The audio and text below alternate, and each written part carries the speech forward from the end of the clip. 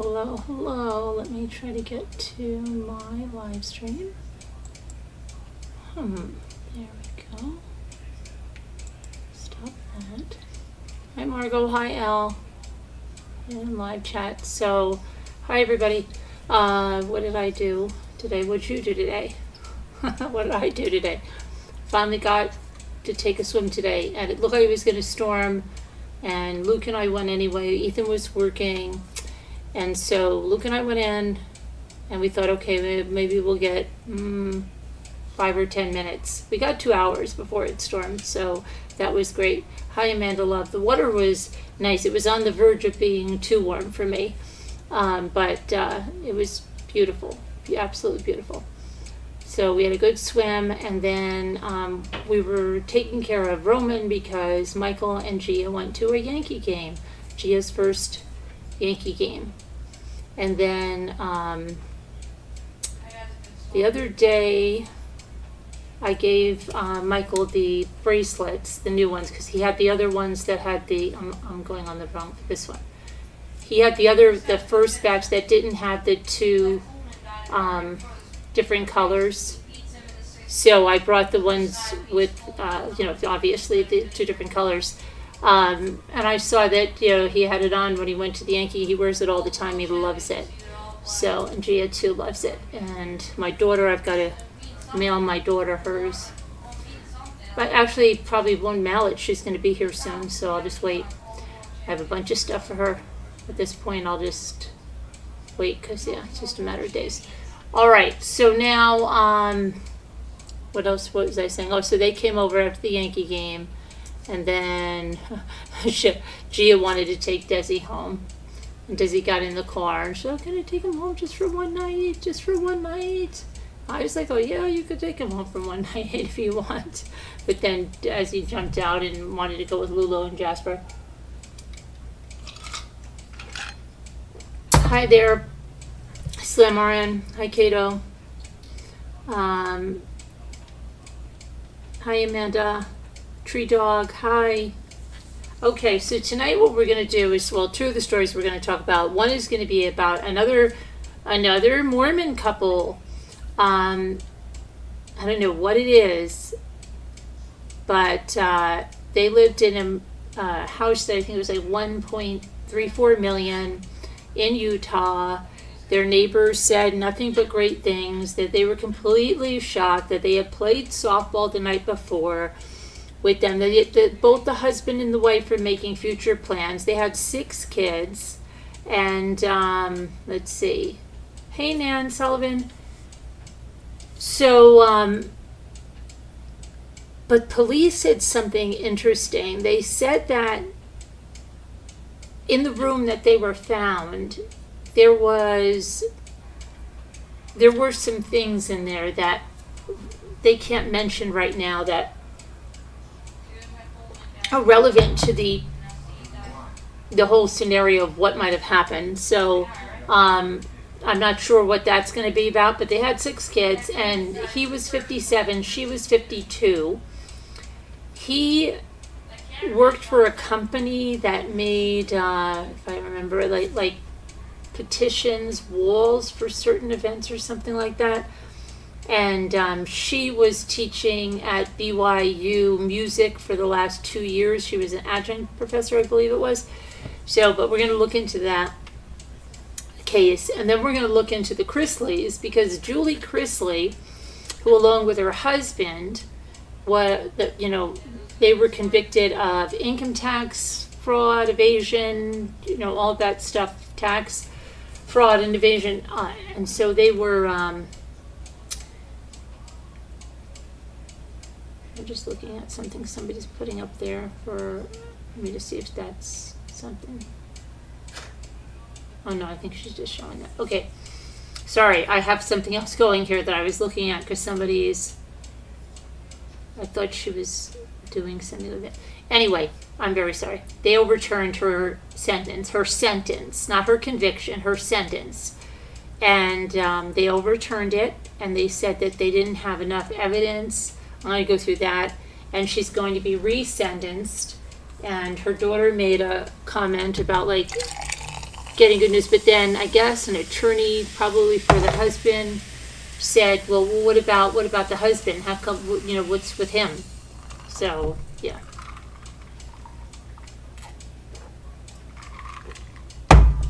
Sorry, I'm so thirsty. Sorry. So I'm gonna talk to you guys about that, and then we'll see what else is going on. And tomorrow, right? Tomorrow I have another medical thing, but tomorrow the sentencing, isn't it happening for the tattoo Wade Wilson guy? It was supposed to happen on Thursday, but they didn't. They needed more time because some medical expert needed to get back to his office so that he could prepare some kind of a report. So I believe that's going to be tomorrow. Okay, let me see what, let's talk about this. Another Mormon murder, right?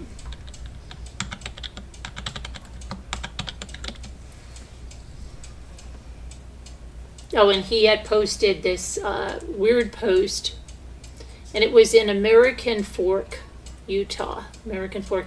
And I know something else big happened in American Fork in the past, but this is the couple. I mean, you saw them in the thumbnail, but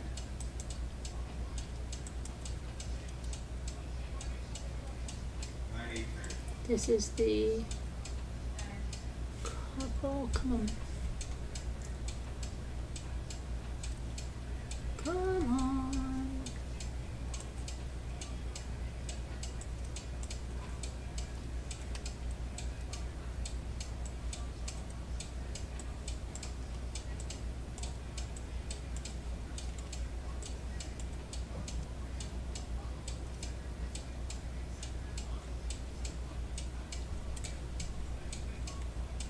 Okay.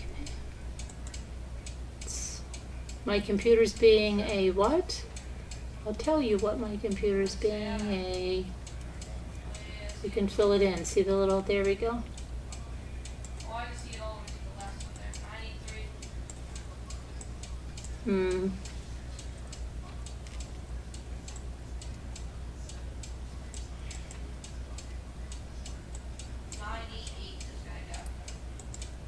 There we go. Okay. So that's the couple. And he made a final Instagram post. It's kind of strange. Before he shot his wife and then he killed himself. This happened in their $1.5 million Utah home, leaving their 6 kids orphaned. Okay. His name is Olin Johnson. They're from American Fork, Utah. His wife, 52-year-old Carolyn, and that's Kerilyn Johnson, and their 6 kids. In his final posting to social media on Wednesday, just a day before this, he wrote, "No matter how crappy a person I am, good night, honey, I love you. Motorcycles always love me back. Oh, and skiing. Skiing loves me too." He could be, oh my gosh, Lucas scared me. He could be seen wearing his helmet while he sat on a Triumph motorcycle, one of his favorite hobbies. No. 2 of his children responded directly to their father's post. Okay, so, let me see if I can open that.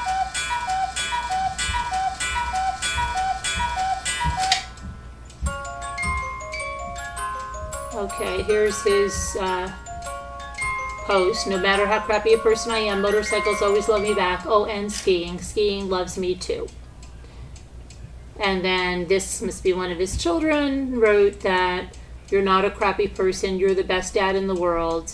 And another one, right? "Love you, Dad, and loved that you taught me to be a badass and ride motorcycles." So I don't know whether she's got a past tense here, but not here. That's, I don't know. Okay. Now this is their house. Now this is another thing out there, like out in Colorado too. They all be big houses, but they're built like right on top of each other. You know what I mean? There's like, I don't know why they do that, because there's a lot of land. Like, why are they built? Like, I thought this was almost townhomes, because the other houses, it doesn't look like it from this picture, but I saw another view on the news, and there's like houses right next there. They look like townhomes, and the way this house is designed makes it look like a group of townhomes. It just, I don't know, it's not a style that I like. But anyway, no motive for the murder-suicide has been given. It's unclear if the Instagram post was hinting at, trouble with his wife. Love you back. Was there, did she say she was leaving him? Like, what was happening, right?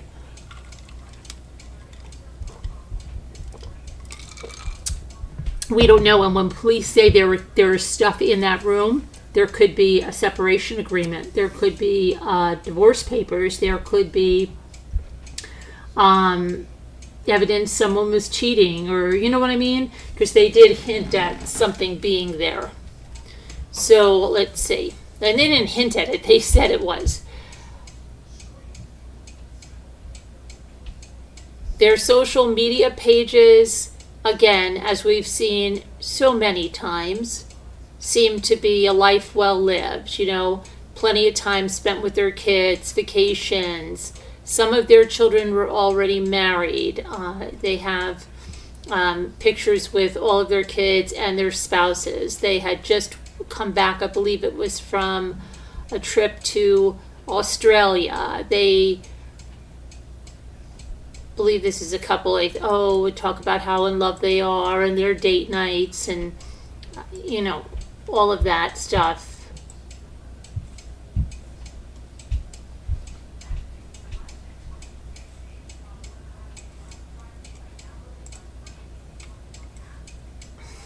Come on. Oh, my computer, why are you doing this? Okay.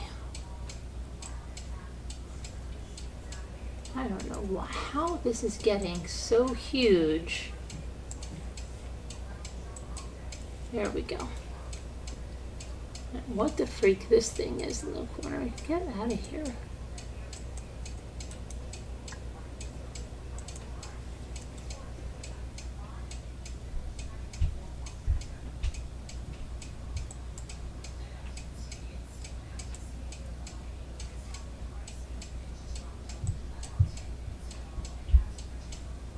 Okay, so let's see. Oopsie.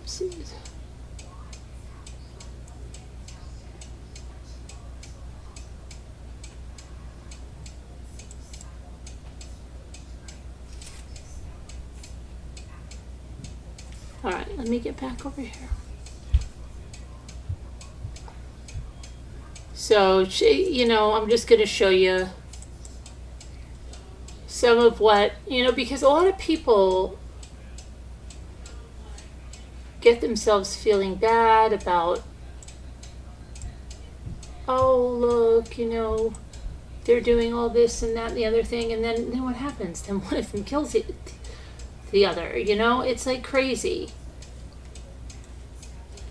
It's like you really never know what's going on, and you can't take a picture, and I don't know what is going on with my stupid computer right now. It's driving me crazy. I need to get there.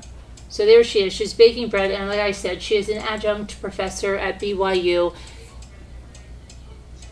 There were no signs of a struggle or an argument before the murder-suicide.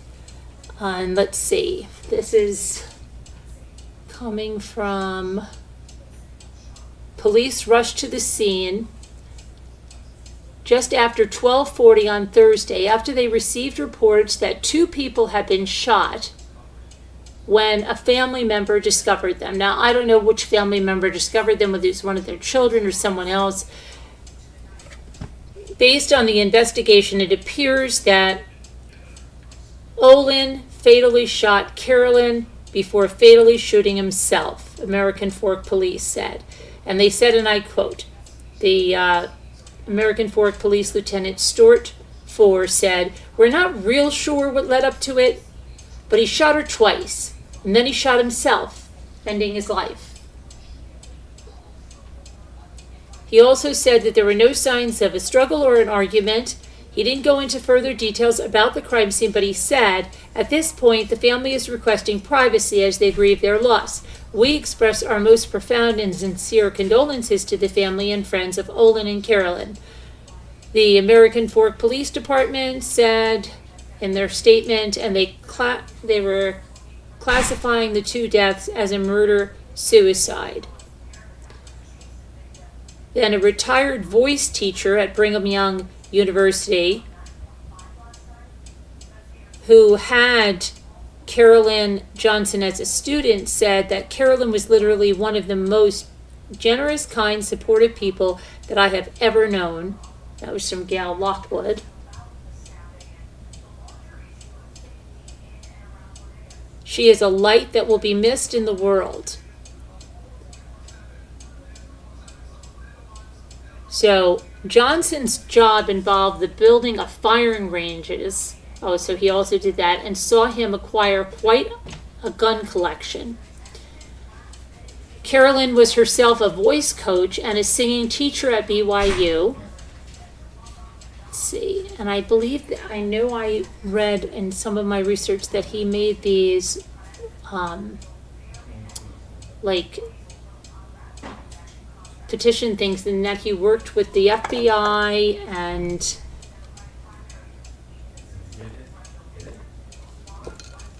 it might have been Homeland Security. It was like 3 big organizations. Let's see what else we can find out about these two. I'll just go over here.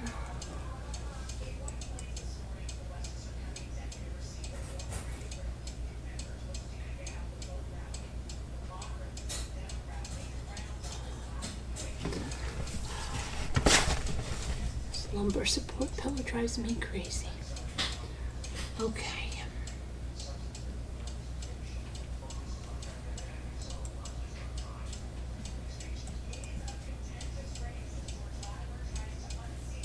All right. Just trying to get onto the right thing here to see if I can find.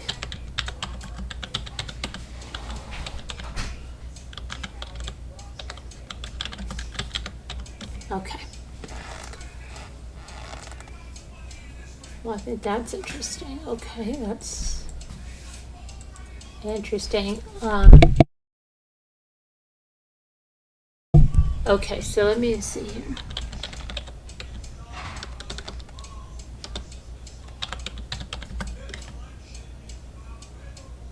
All right. So somebody posted something on social media that said, "My amazing, beautiful, talented friend, Carolyn Johnson, was tragically taken from the earth yesterday. I don't have the words to express the heartbreak that I feel, and so many others at this time, not to mention her 6 wonderful children left behind without their mother and father. Carolyn and I go way back when we were in Miss Utah together. We were in another singing group called Providence years ago. We were fellow voice teachers. And then we were recently reunited when I got married and moved into her ward." See all this stuff about wards and everything. Into her ward. "She made us feel so loved and threw an amazing welcoming party in her beautiful home. She was so very talented and was able to come and record a couple of songs in my studio a few months ago. I cherish those moments. Most of all, I am grateful that we were able to sing in church together back in April, and I will cherish this forever. I was so nervous because I had not sung in public or in church for years and had some vocal damage and issues, but she buoyed me up. Notice the way she looks at me as I'm singing, so nurturing, so loving, like a sister. When we practiced together for the first time, we cried and hugged each other as if we were two sisters reunited again. She was the epitome of Christ-like love. I will miss her deeply, and the world is a little more dim without her light here. For those who are wondering what happened, you may have seen it in the news of a couple in American Fork. Her husband took her life and his as well. So devastating. Okay.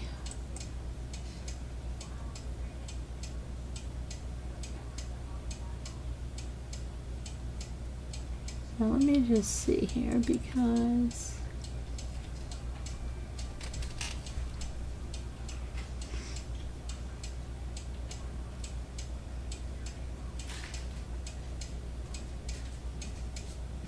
I'm looking at her.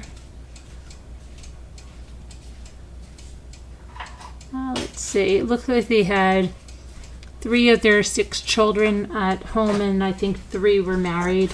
The youngest appears, I don't know, 15, 16, maybe younger. I don't know. Could be. It depends on how they look and what year this is from. Oh, this is from 2022. So wait, yeah, they're probably.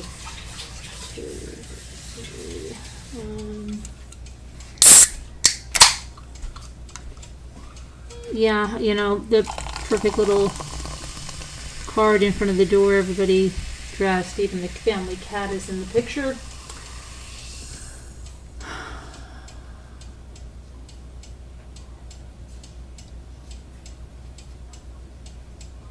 Now, I guess one of her daughters is an attorney because she has that thing, she passed the bar.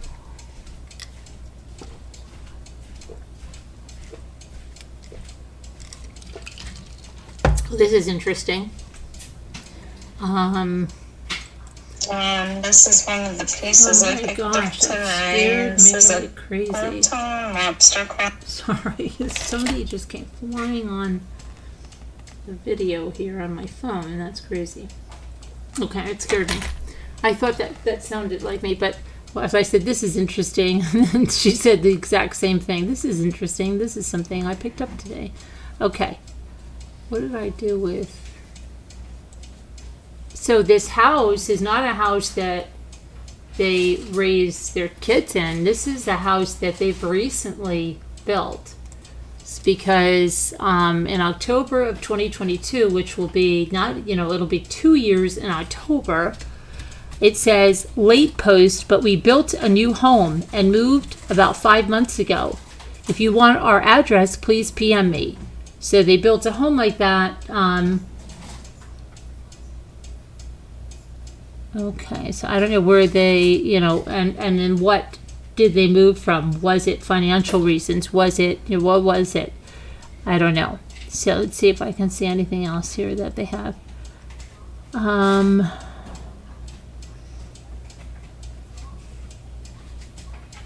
They had an amazing trip, here it is.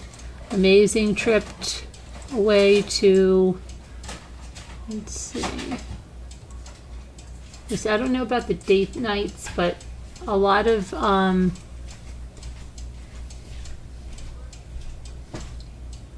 this was, let me see where they went to. But they just seem like ones that would be talking about their date nights. But I don't know, I haven't come across that yet, so I don't want to misspeak.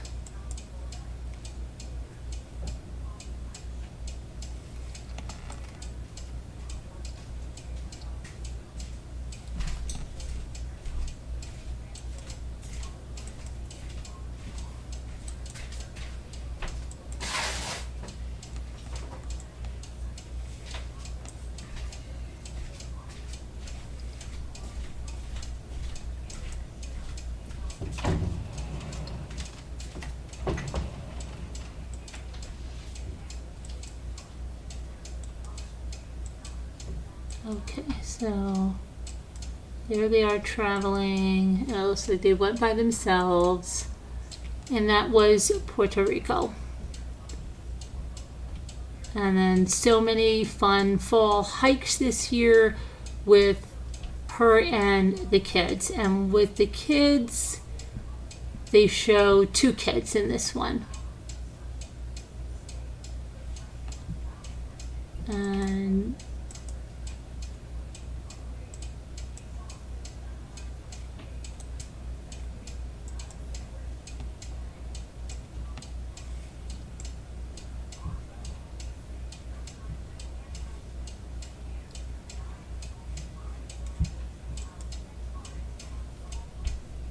okay, and then more hikes. Fall is my favorite time. Time for more hikes and more of this handsome guy.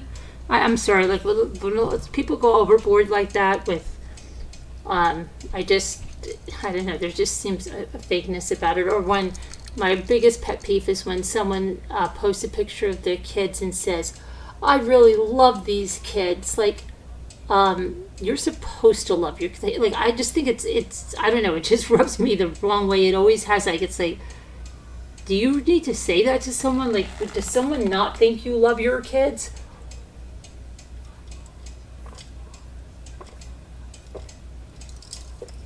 I don't know, there's a lot of things that I don't like, real pet peeves of mine that people put on social media, but everybody has their own things. And here's with his motorcycles. It's been a great, fun weeks with lots of motorcycling.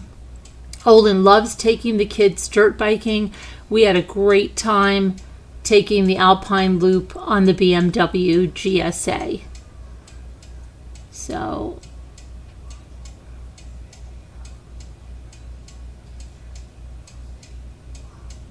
let's see.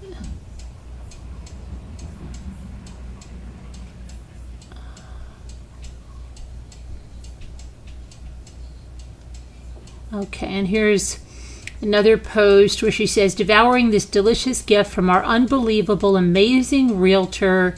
We closed today. She sold our home and handled everything like the talented professional she is. If you need a realtor, you have to use her. And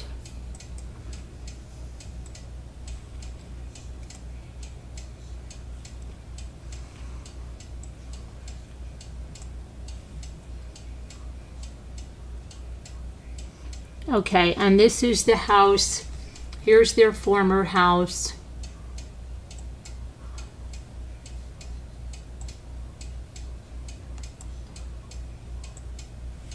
So they upsized, you know.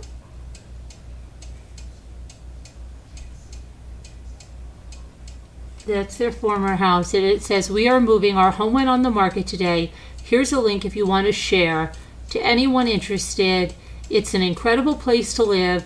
I can't even begin to tell you. And since I know I will get questions, we aren't moving far. We are building a new home 5 minutes from here. And the home says, beautiful home with a fun backyard and highly valued neighborhood.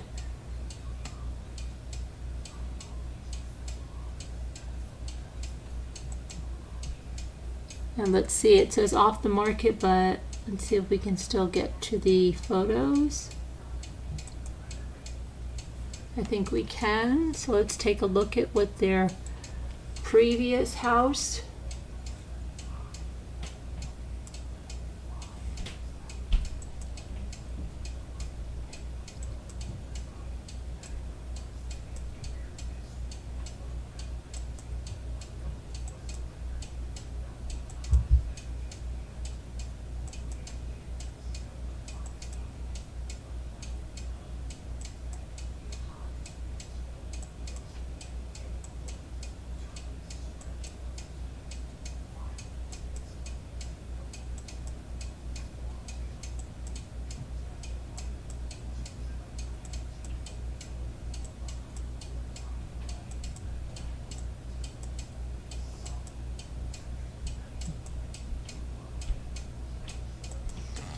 They obviously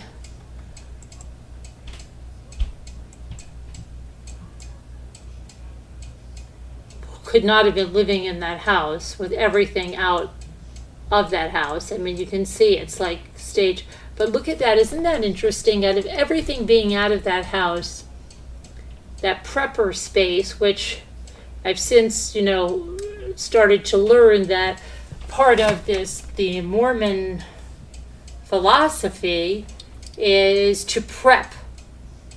They're prepping.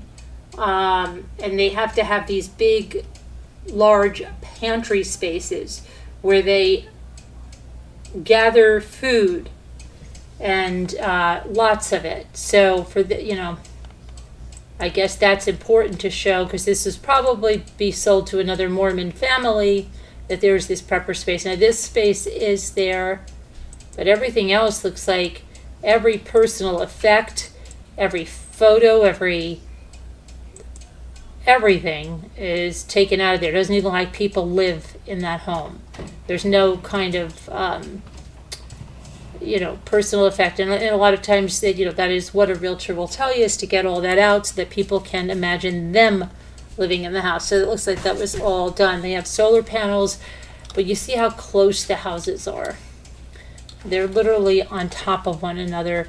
And that's what I just don't understand with all this land, why they put them so close to one another.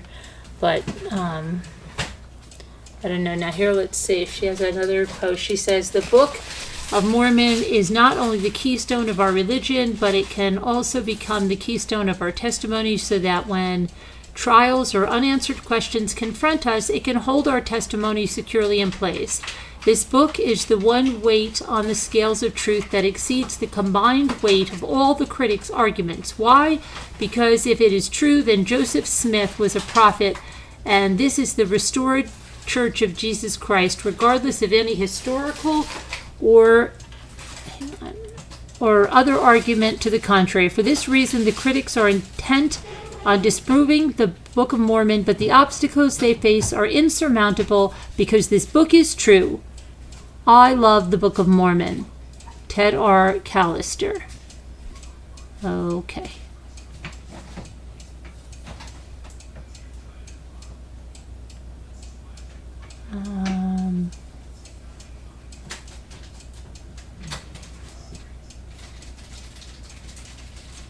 It's just her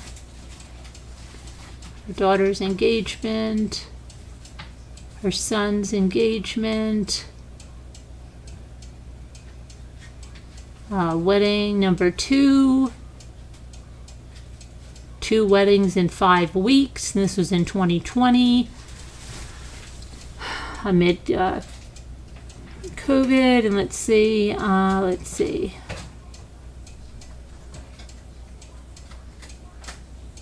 On her husband's birthday, here is Olin. He is my amazing husband. He is having a birthday today. We don't talk numbers anymore. It's okay. Happy birthday.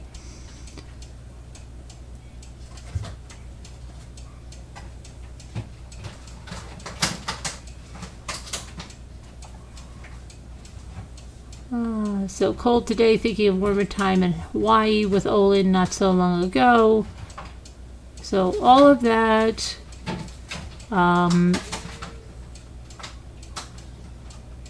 This supposedly strong foundation of the Book of Mormon, and all of this stuff, and yet he kills her and then himself, right? So there's a lot under the surface there, so it'll be coming out. And so we'll go to, let's see what you guys are saying.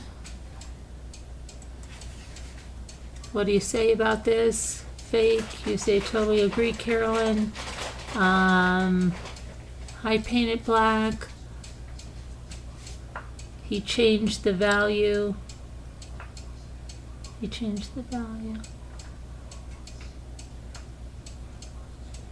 Looks like a sister wives type house. Hi, hippie chick. Let's see. Hi. A little jerk. You got it, Margot, right? The computer's acting like a little jerk. So this, I thought you said, you know what, so Nan Sullivan, when you said hi here for the Mormon story, I thought you said here from, when I was reading it without my glasses, here from Mommy's story. Oh my gosh, the Mormon story. Are you here, Nan? Are you still here, Nan? He changed the value of what, Nan? What did he change the value of? What did he change the value of?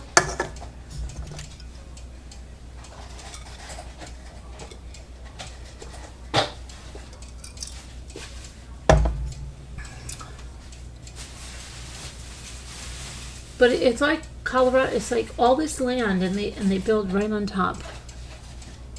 I don't know.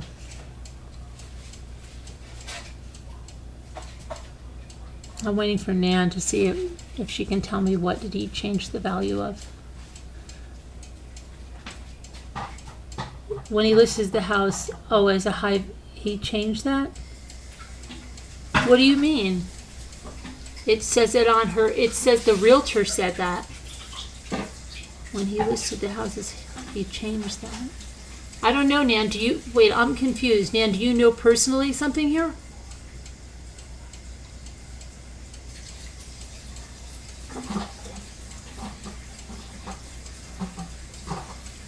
Oh, he changed that it was a high value neighborhood? Okay, I think I get what you're saying. Anyway, so they built that new house, and okay, it says here it goes. It says while Olin would focus on his business and outdoor activities, particularly biking and skiing, Carolyn loved to cook and spend time with her children, and even took to the stage singing in musicals with local amateur theater companies. Okay, it said that. But behind the scenes, he appeared to have been in turmoil. Although the reason for his shocking act of violence remains unknown for now, the pair also took time for themselves, enjoying alone time away from the family as they embarked on vacations to Europe, Australia, and other parts of the United States. The great outdoors was always a priority for the pair. The social media pages are evidence of a life well lived with plenty of time spent with their children, some of whom were married. Okay, and let's see what here we go. She might mean that now he changed the it's not a high dollar neighborhood anymore. Not after what he just did. She might mean that. Okay, and it said a GoFundMe has been set up for the children who are left behind. They are in late teens to adults.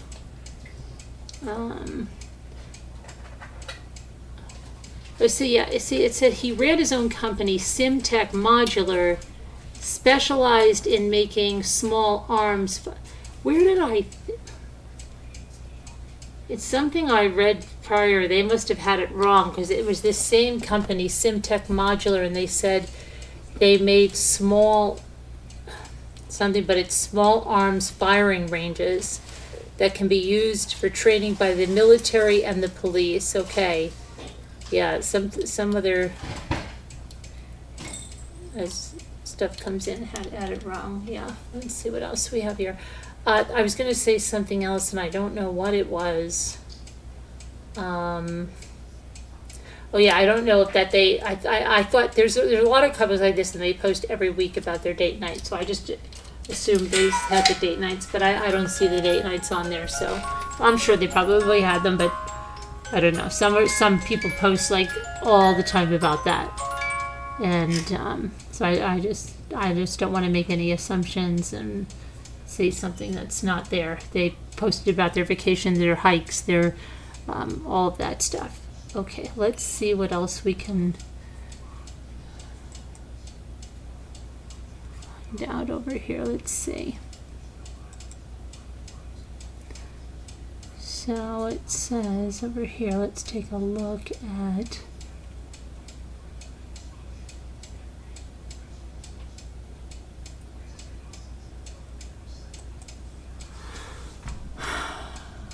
they're having actually a celebration of life for both of them.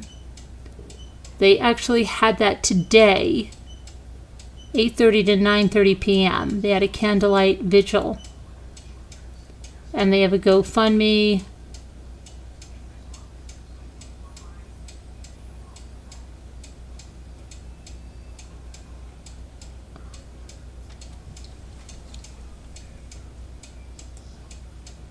Let's see here.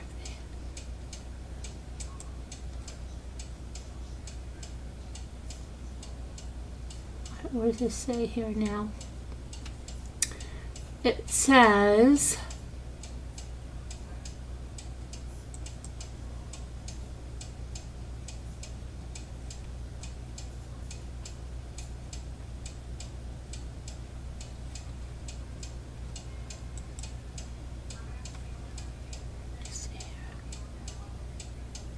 heartbroken. I'll try to look. Okay, so a lot of people are posting about this who personally knew them.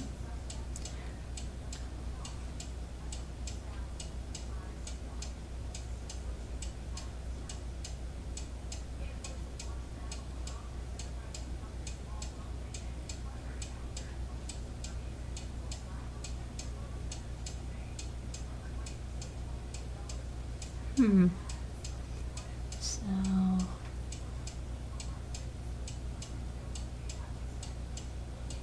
sometimes you can find a little something.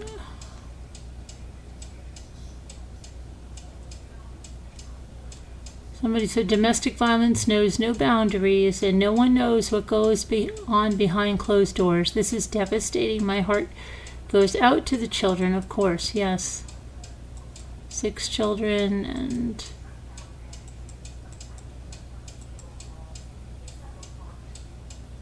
trying to come to terms with all this. Really, what? Just so crazy. Let's see here.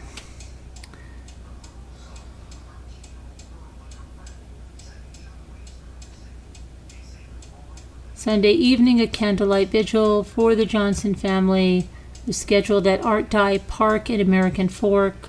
It started at 8:30 p.m. People are asked to bring their own candles. Okay, so we'll be continuing to follow that. Now let me see here.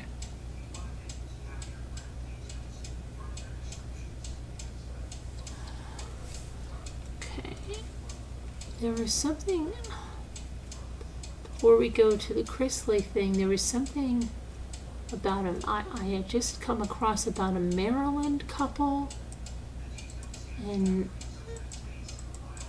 hold on one second, see if I can get that.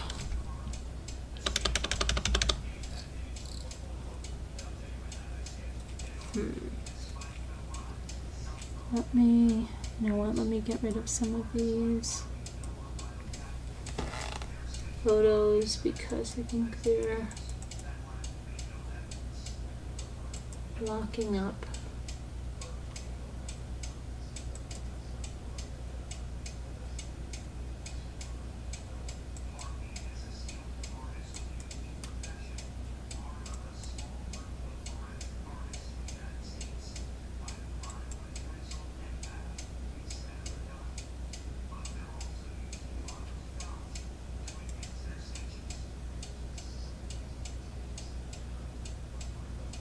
Okay, I think that's better.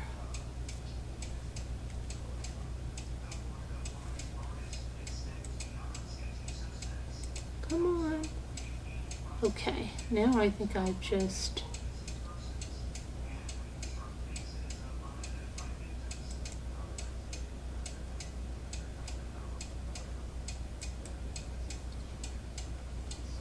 lost my... Okay, hold on, let me open up another window here. Open up another window. So I lost my... I don't know what happened. Alright, let me close everything down.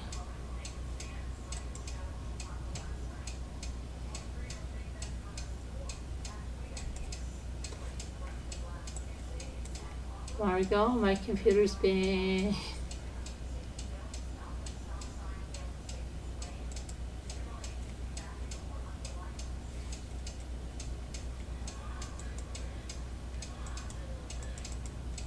Oh my goodness.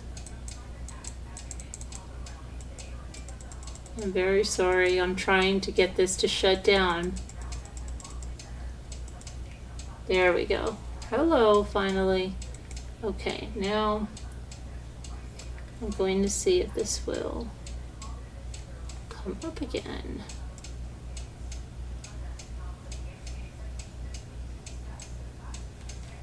It's gonna come over here. Come on. Alright, you come over here now. Let's try this.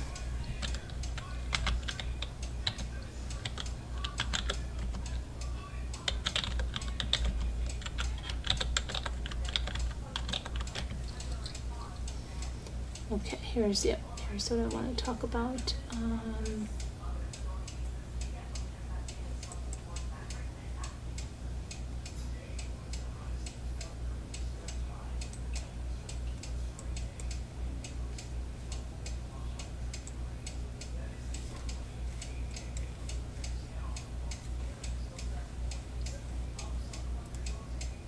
Okay, we have this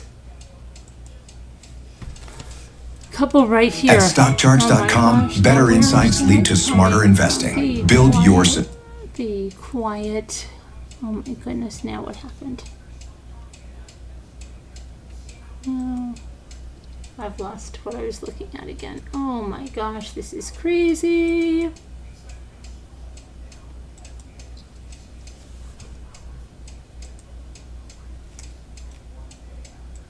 Get over here.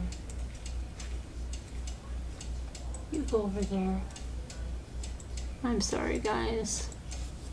Okay. So, here's what happened here.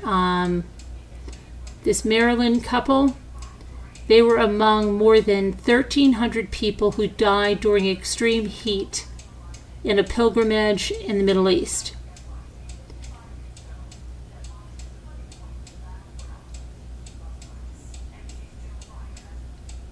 The couple was actively involved in their community. The woman was a volunteer on campaigns, and they passed away during a pilgrimage to Mecca due to the severe heat. The couple is believed to have died of heat stroke in 110 plus degree temperatures in the sacred city of Mecca in Saudi Arabia. All we know is that it was natural causes, and someone from the U.S. Embassy advised the natural causes could have been due to heat stroke, which, based on the temperature, people were saying was 110 degrees, said their daughter, Seda Worry, to CNN. There are millions of people. They have to walk long hours. It was more than likely it was a heat stroke for both of my parents. So she lost both of her parents to heat stroke. And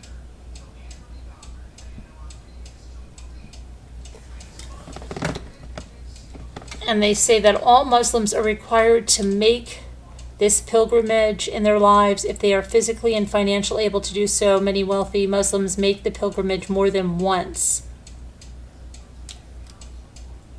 So, yeah. So they died over there of a heat stroke.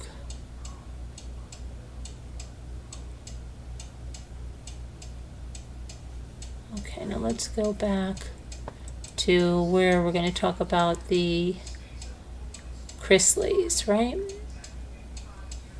All right. Julie Chrisley.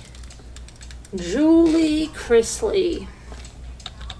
And remember that I wonder if the daughter is still dating the husband of the woman that's accused of the murder for hire plot in the Bahamas.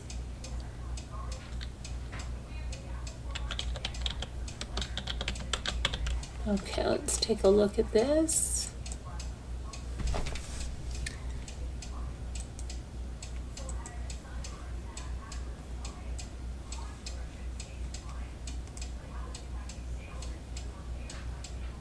So, on Friday, the 21st of June, a 3-judge panel of the 11th U.S. Circuit Court of Appeals upheld the convictions of Julie, her husband Todd Chrisley, who received a sentence of 12 years, and their accountant Peter Tarantino, but found that the original trial judge had miscalculated Julie's sentence in 2022. So this is what the daughter was saying. It wouldn't go the way they wanted, but there was a little good news. According to the judge's ruling, Julie was held responsible for the entire bank fraud scheme, which began in 2006, but the judges found insufficient evidence to prove that she was involved before 2007. The panel ruled that neither prosecutors nor the trial judge cited any specific evidence showing she was involved in 2006.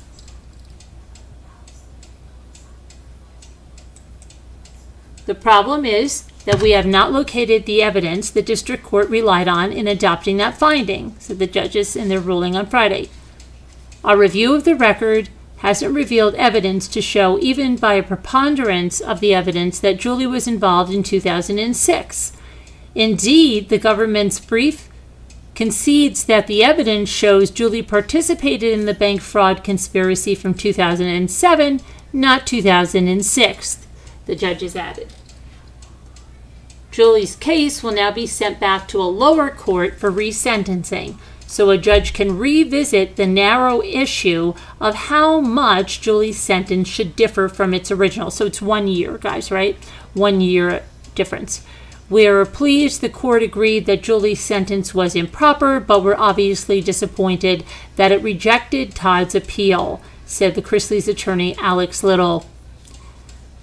He added, with this step behind us, we can now challenge the couple's convictions based on the illegal search that started this case. The family appreciates the continued support they've received throughout this process, and they're hopeful for more good news in the future. And Savannah Chrisley posted on Instagram saying, appeal update. After careful consideration and with the benefit of oral argument, we affirm the district court on all issues except the loss amount attributed to Julie. The district court did not identify the evidence it relied on to hold Julie accountable for losses incurred before 2007, and we cannot independently find it in the record, so we vacate Julie's sentence and remand solely for the district court to make the factual findings and calculations necessary to determine loss, restitution, and forfeiture as to Julie and to resentence her accordingly.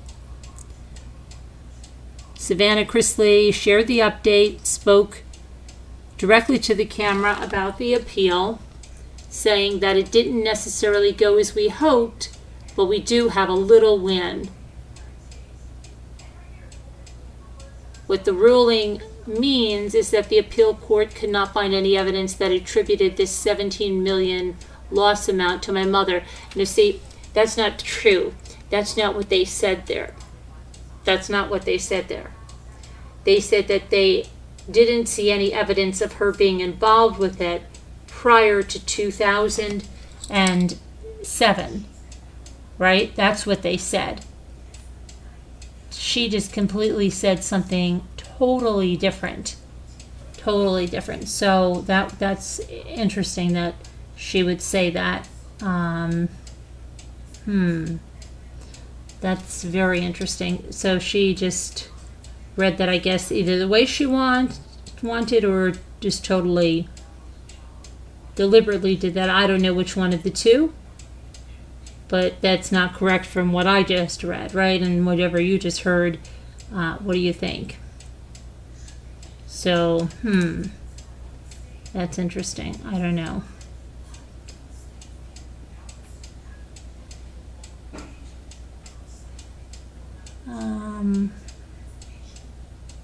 Trying to think here.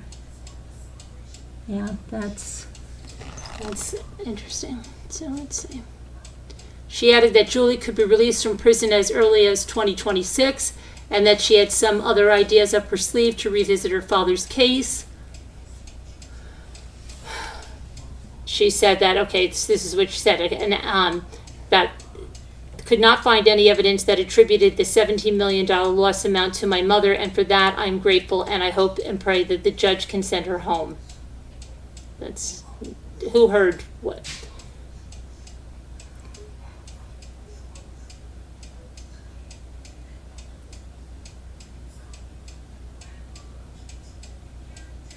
So let's see here.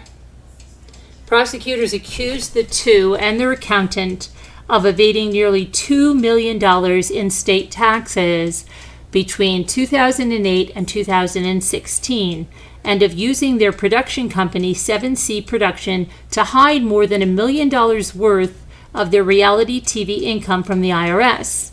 Prosecutors also alleged that Todd directed an employee to falsify income and asset documents.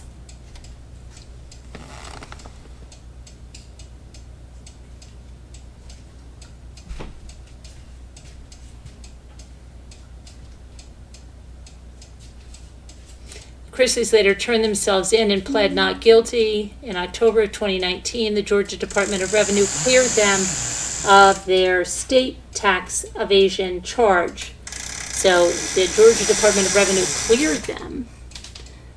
The department found that the reality stars had overpaid on their taxes for several years and had a net liability of under $77,000 in overdue taxes for 1 year of incorrect filing.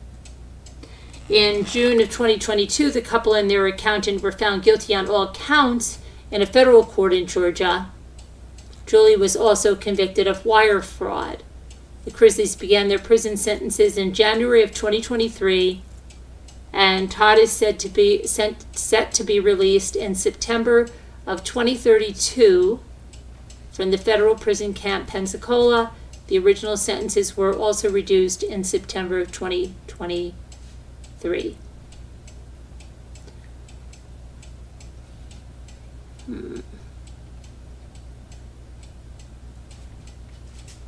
Okay, so let's see here now.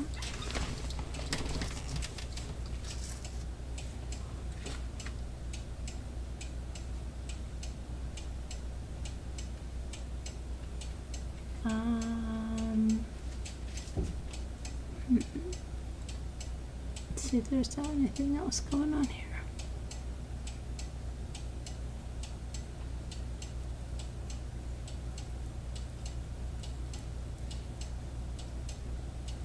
Okay, so it says, let me see. Let's see what's going on over here.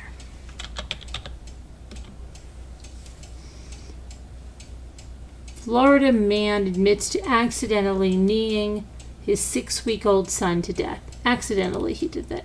Yeah, I believe it.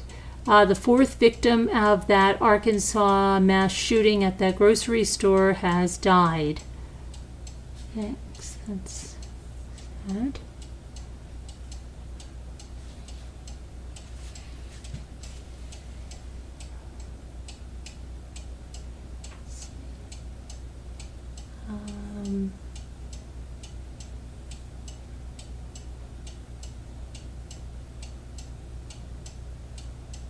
Oh, here's something that we were supposed to go over.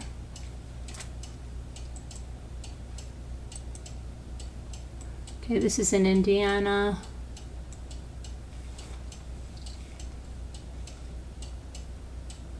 Put that up there. So this Indiana man has been charged with the brutal murder of his ex-wife. His ex-wife was a surgical resident at the Morehouse School of Medicine in Atlanta, and she was found brutally murdered in her apartment on Sunday. Samantha Woolery's co-workers went to check on her when she didn't show up for work, and they found her apartment door closed but unlocked. Inside they found 42-year-old Woolery's body with visible cuts. Marietta police say that her ex-husband, 49-year-old Mickey Woolery, was arrested in Carmel, Indiana, after they identified him as a suspect in the ex-wife's death. Investigators say he drove back to Indiana after killing her. Marietta police officer Chuck McPhillamy said that Woolery tried to flee from the police in Indiana and he attempted to run from the officers. He was later apprehended in a wooded area behind the home. This is a violent fugitive that is now being held accountable. Warrants say that investigators found a machete near Samantha Woolery's bed and bloody footprints leading to her front door. Doorbell video captured Mickey Woolery leaving the apartment late Saturday night with blood on his hands, feet, and pants. The warrant also says that investigators found a clear, bloody fingerprint on a wall that matched the ex-husband's right thumb. Wow. Woolery has been charged with a felony and malice murder, aggravated assault, aggravated battery, and possession of a weapon during a crime.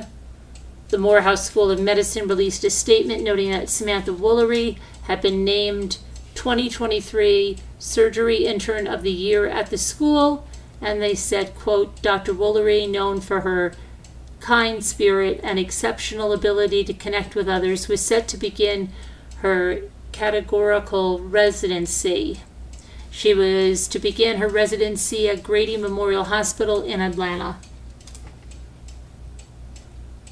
Woolery's sister, Tamika Jones, said the couple had no history of domestic violence. We're just in total shock. Tamika said, we couldn't believe this. We just couldn't believe this, that he would have done this. Like, no way. But the couple's teenage daughter, Naima Woolery, said that she suspected her father was the killer.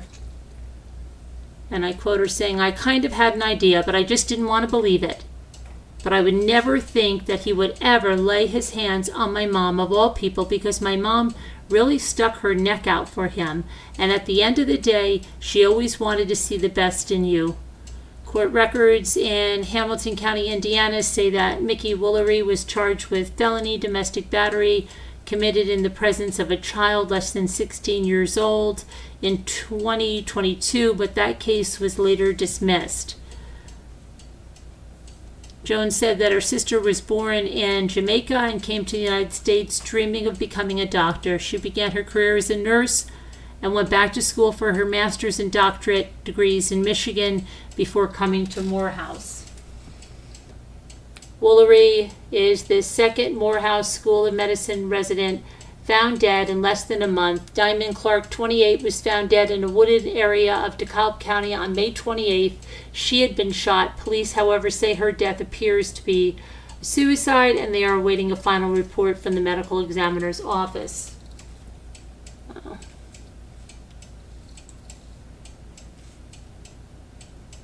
Okay.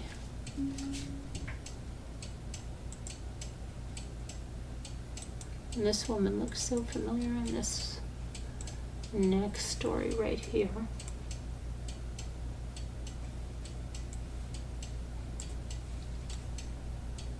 Investigators in Arkansas made an arrest in the death of a woman whose body was found stuffed in a plastic tote and dumped alongside a rural country road in February. We talked about that back then, I believe.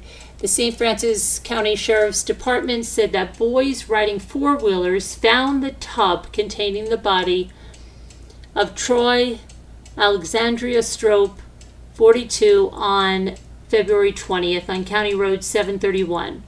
Her body was identified a week later. The Sheriff's Department said on Thursday it had arrested 45-year-old Michael Lacey, charging him with first-degree murder and abuse of a corpse. He is also facing drug and weapons charges, according to jail records. Lacey's being held on $1 million bond, and the Sheriff's Department said there more arrests are expected.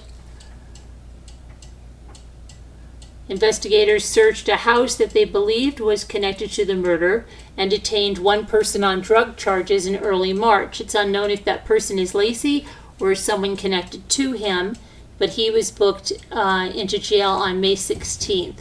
St. Francis County Sheriff Bobby May said at the time the two brothers lived in the house. He also said that the single crime lab in the state would take some time to complete testing of the items they removed from the house. Now, let me just see one thing over here. Hang on a sec.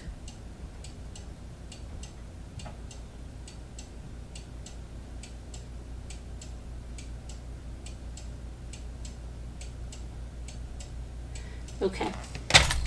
Next, let me see what you're saying because I'm gonna put you back in here and I've got to get some more ice. Just can't believe I filled that cup to the top with ice and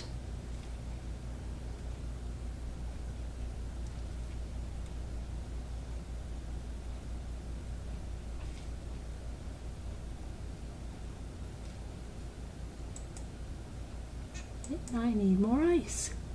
Sound like Scooter now with the ice. I need more ice.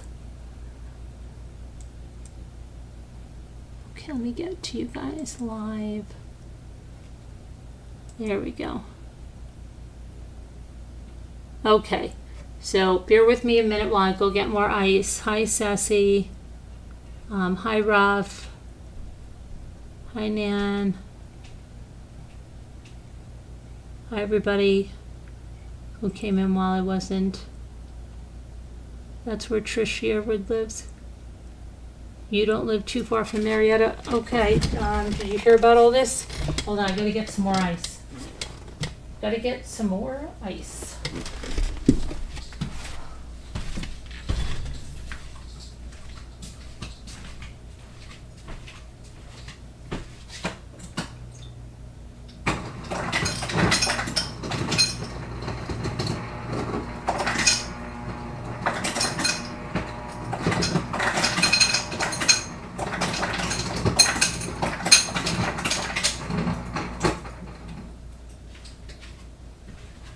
Scooter, where are you? I'm getting ice. Scooter's got to have her ice all the time.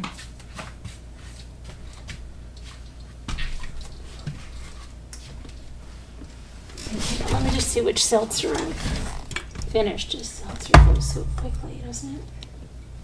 This one, this one. Now we're on this one.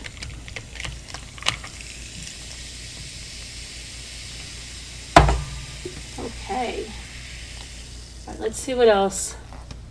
Hi, Philly Farmhouse. How are you? Okay, let's see what else we can talk about. Hold on one second, because I know there is some stuff with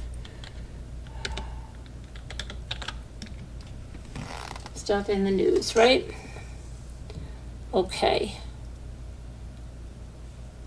Oh, that's what I wanted. The Jared Britigan. I was trying to see, no, not Jared Britigan. I was trying to see if that other one was still with the husband of the woman that's charged with murder for hire, right? Okay, let's see.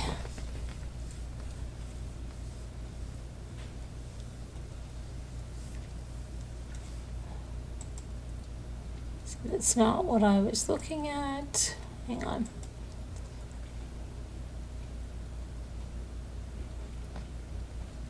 Oh my goodness gracious.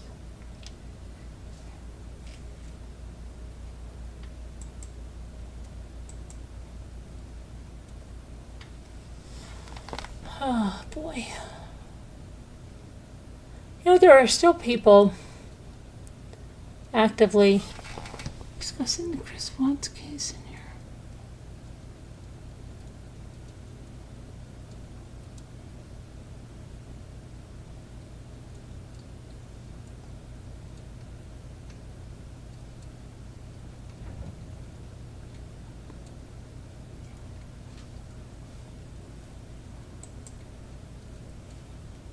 All right.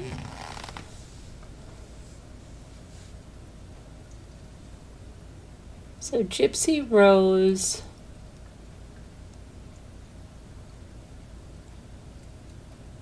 Now people are speculating she's pregnant again. What is they do that every other freaking week, right? And that they say she has a chromosome deletion. What? Where does she have a chromosome deletion? Do we know that? Someone said if Gypsy is pregnant and does have the alleged microdeletion, she has a chance of passing it to a child. What? Where are they getting that she's pregnant now?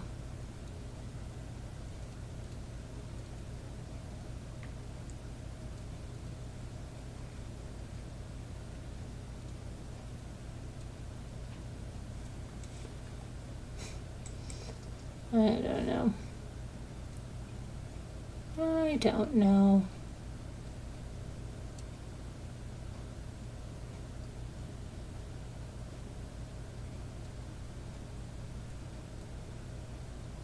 Apparently, let me see this. Gypsy put, I've always said Ken was my soulmate, but I don't want to move too fast because I want to pace myself. I don't want to put expectations and make things too heavy. Gypsy.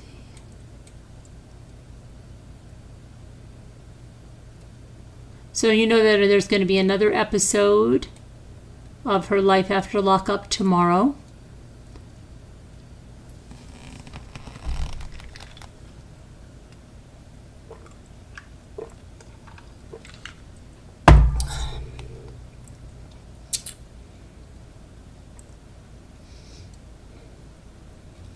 Apparently, Gypsy Rose said, I removed public figure from my bio because I think the narrative that has been put out there in the last month has not been accurate to my advocacy work. I'm still just Gypsy, not a celebrity, but I'm a woman with a voice who wants to be the change that I want to see happen in the world while also living my life and enjoying my personal social media and sharing those happy moments with y'all. And I guess we should put y'all, Gypsy Rose up here so we know if we're making chapters. And we're talking about Gypsy, right?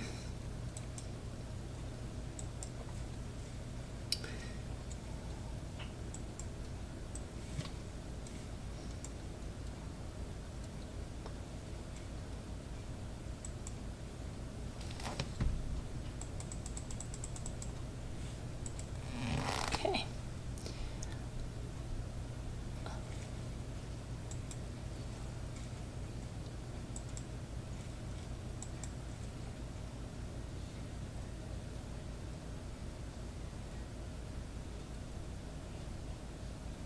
So I guess two of her alleged ex-prison roommates, cellmates,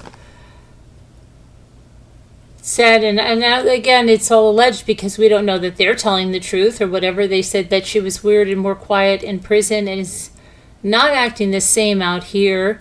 She kept to herself mostly. She wasn't super well known for her case. People knew, but no one cared.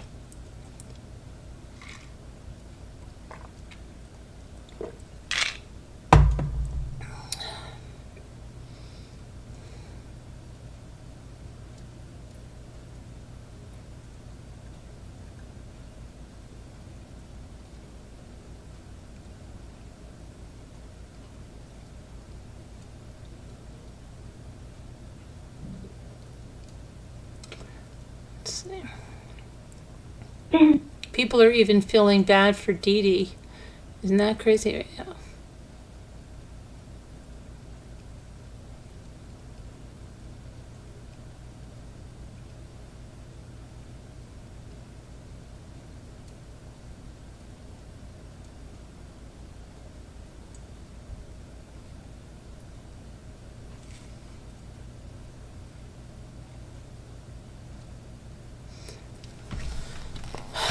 People gifting her every moment she popped up. She doesn't need a job when she's an influencer.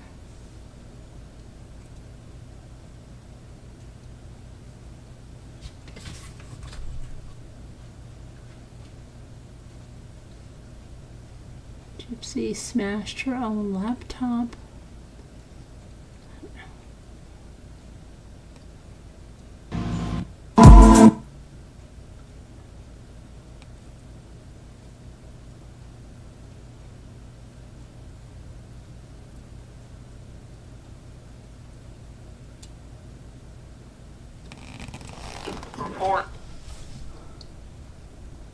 Okay. So people are just diving in now, going over every little thing after this life with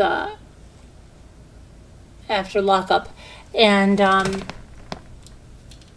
going into her father, who was 17 when he was with Gypsy's mother, who was 23, and what's the story behind that, and what's the story with Christy, the stepmother, and all of this stuff. It's so this life after lockup. People are scrutinizing everything, which is the way that things work out here in reality TV, right? They will scrutinize every single thing. So if she thinks, I don't know, that she's going to be left alone, come on, it's not going to happen. She's put her whole life out there in a reality TV series, right? Okay, let's see now what we're going to do. We are going to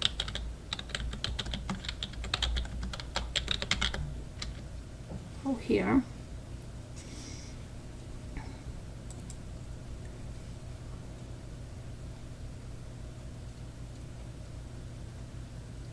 What the heck is this? Oh my goodness. Okay. Let's see what this is about.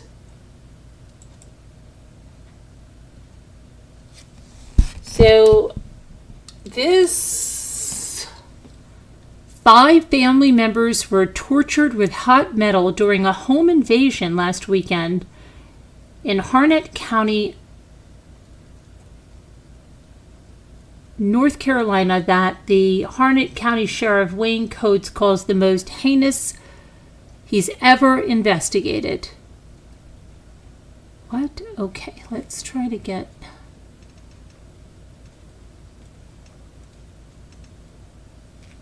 hot metal.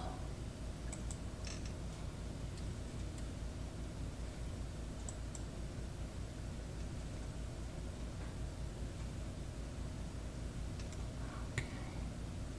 I'm just going to put this here. 2 cars were stolen from the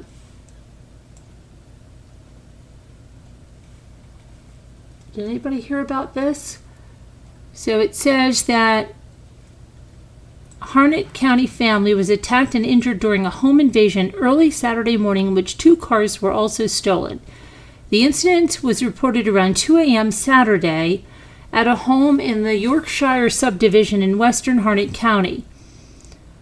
The husband and wife, along with their daughter and her friend, were sitting inside their garage when up to 6 men arrived at the home. The victims were forced into the residence where they were assaulted. The husband, wife, and daughter are being treated at UNC Chapel Hill for non-life-threatening injuries. 2 cars were stolen from the family, including a gray 4-door Honda Accord that is still missing. Deputies released a photo of the car driven to the scene by the suspects. Deputies say it's a silver-gray Dodge Challenger with black rims. Due to the violent nature of this incident, we ask that you please share this information. Officials say anyone with information about the crime should contact the Harnett County Sheriff's Office tip line 910-893-0300. I'm not sure what that...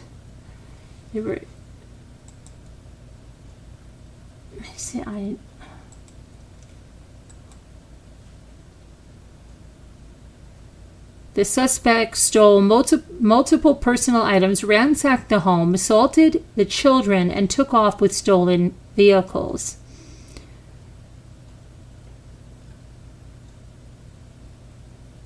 Oh, here's what they did. They, 5 men tied up the family with duct tape and began to torture them, putting a knife and fork on top of their stove to heat up the metal and stick it to their bodies of the family members. They were trying to get them to tell where the money and guns were, adding that there were no guns at the house. Wow.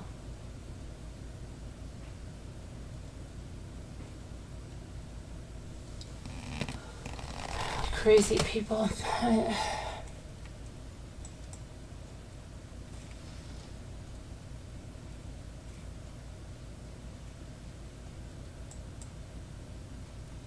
Joshua Wade, an Alaska serial killer who killed 5 people, died in an Indiana prison at the age of 44. What's going on here? Died what?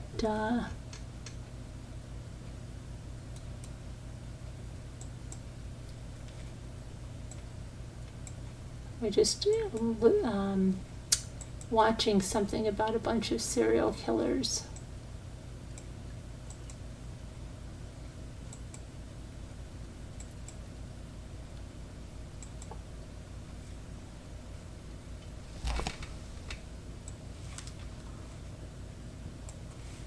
So it says serial killer Joshua Wade who admitted to killing 5 people in Alaska between 1994 and 2007 has died in prison. He was 44. Wait a second. Let me just see something here. He was 44?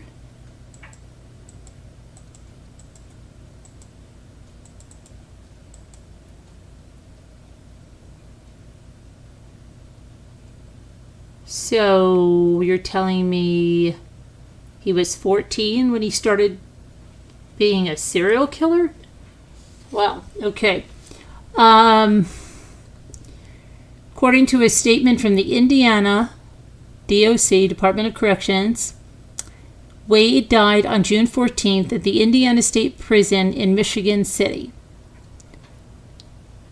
So he was found unresponsive in his cell, and despite life-saving measures, he was pronounced dead. An autopsy will be conducted. A cause of death was not released.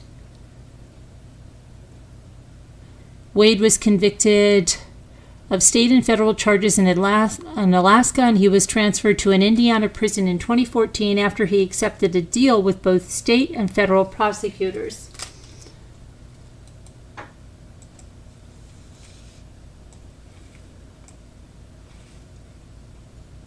In a June 2014 press release from the Federal Bureau of Investigation, Wade admitted to murdering Anchorage area woman Della Brown in 2000 when he was 20 years old, and her body was found in a shed. That year, he was charged with killing Brown by hitting her over the head with a large rock, but a jury convicted him only of witness tampering and acquitted him on murder and SA charges. Wow. After Wade finished his probation for the witness tampering in 2007, he kidnapped and murdered Mindy Schloss, a nurse practitioner, and his neighbor. Wow, nice. In the Sand Lake neighborhood of Anchorage. Investigators in that case say that he tortured her, shot her to death, and her body was found more than 1 month later, 40 miles outside of the city after she was reported missing. Wade pled guilty to carjacking and killing Schloss in 2009, and as part of the conviction, he admitted to killing Brown almost 10 years prior.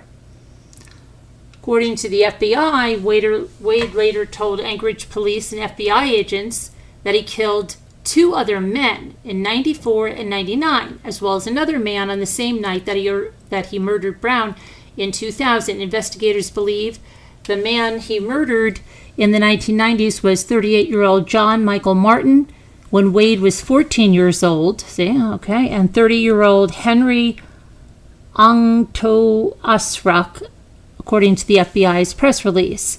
He was sentenced to 99 years in prison by an Alaska state court, and a federal court sentenced him to life in prison without the possibility of parole. At each sentencing, Wade apologized. At the state sentencing, he told the families of the 2 women, "I deserve much worse. I'm sorry." In federal court, Wade also had a tense exchange with the U.S. District Court Judge Ralph Beislein when he tried to apologize again. "What an evil thing you've done," Beislein said at the time. "What kind of person could take pleasure in the random destruction of another life?"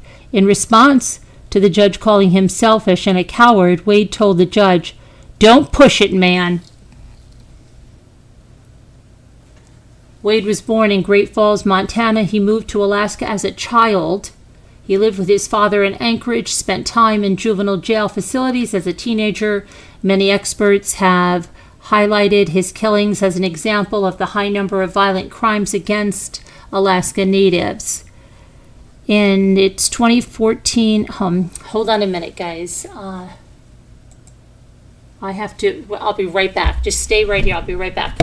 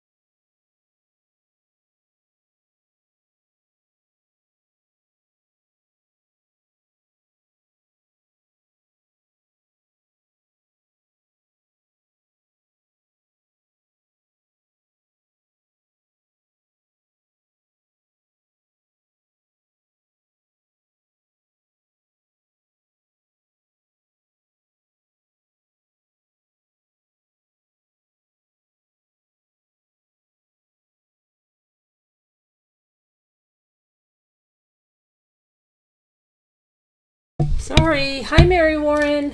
You're back home. Good to see you. Sorry, I had to take care of something. Okay, everything's fine.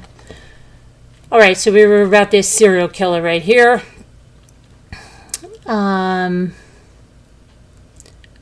He was born in Great Falls, Montana. He moved to Alaska as a child. He lived with his father in Anchorage, spent time in juvenile jail facilities as a teenager, and many experts have highlighted his murders as an example of the high number of violent crimes against Alaska Natives.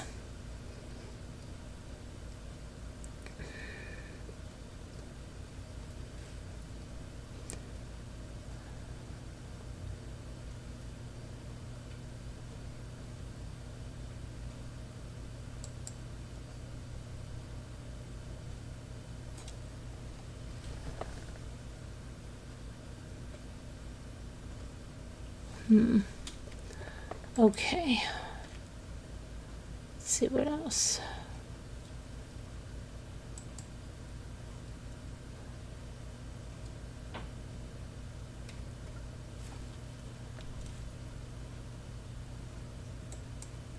What the heck happened here in New Jersey and Wildwood Crest? Oh my gosh, we went on vacation there right after we had Ethan with the whole family.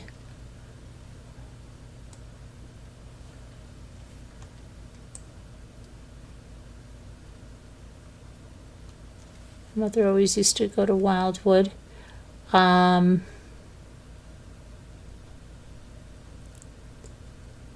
Pool day took a dark turn after an intoxicated woman allegedly attacked a 10-year-old boy and bit a cup.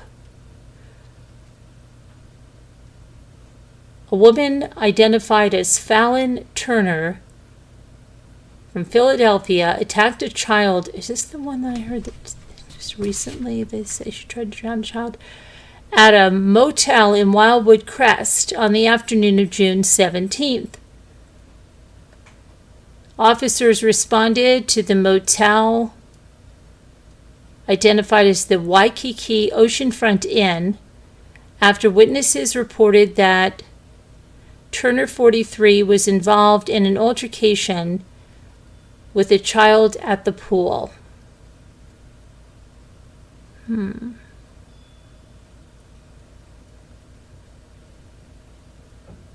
Witnesses at the scene described her as highly intoxicated and out of control.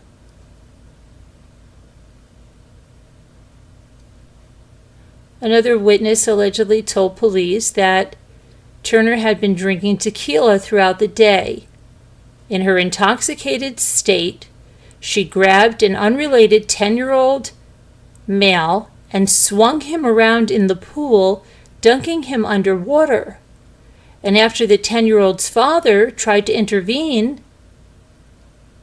the woman jumped on the man's back and grabbed him inappropriately. Oh boy. After officers attempted to speak with the woman, police say she became belligerent and she was placed under arrest, which she resisted. The police say that she pushed the arresting officer in the face as she resisted his control and continued to be highly uncooperative and combative, and she bit the officer's hand. No officers were injured during the altercation. However, when she was told that people didn't want her involved, she got upset, adding that she became extremely unruly and did very inappropriate stuff.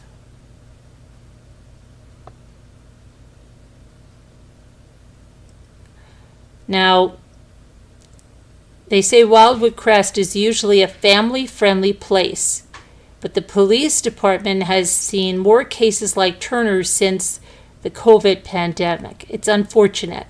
You're not only ruining your own vacation when you have contacts with the police, but you're also ruining the vacation of others that are just trying to have fun.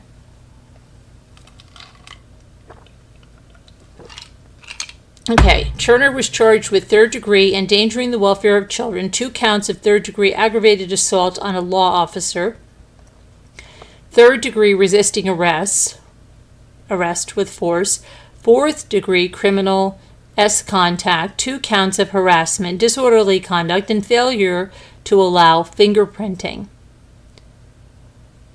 She also refused her blood to be drawn for the police DNA database. She's currently being held at the Cape May County Correctional Facility, and it's unclear if she has legal representation. Oh boy.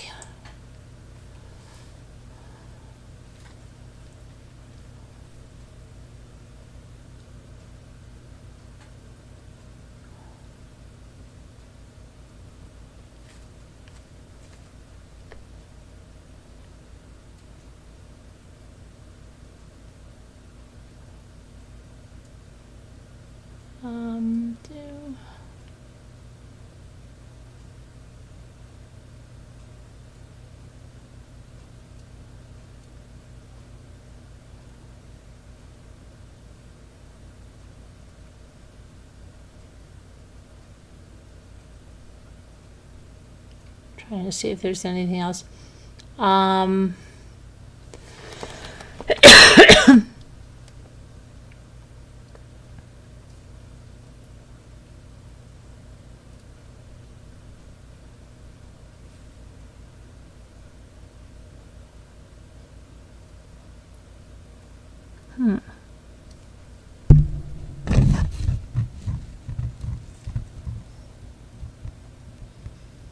Okay, so I think we've got all that. Let's see if there's what's going on if there's anything in entertainment news, right? Besides the Chrisleys.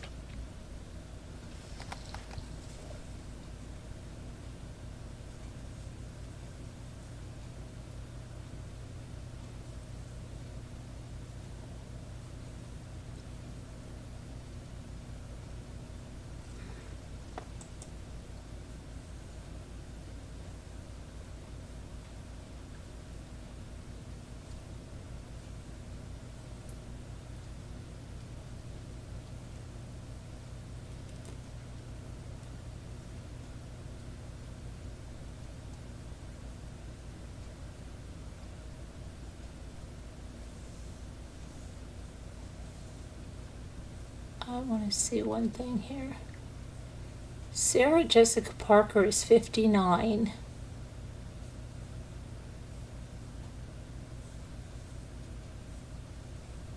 And how old? Her twins were born with a surrogate? Is that what happened there?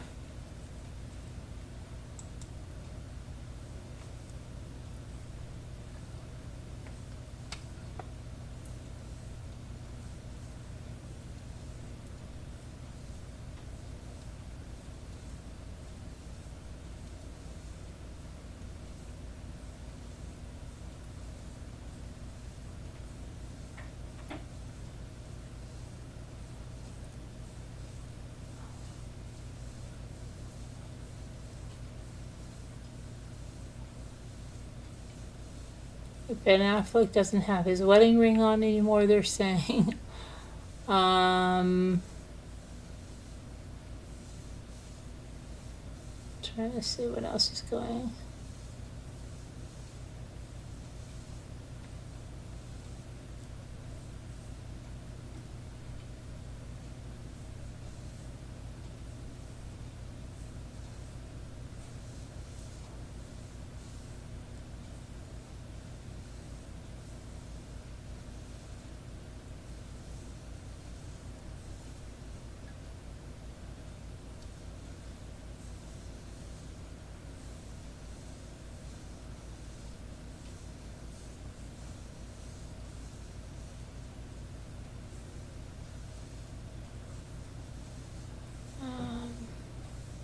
Not too much is happening, let me see.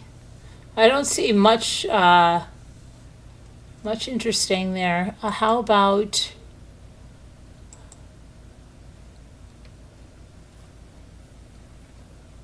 let's try some other stuff here.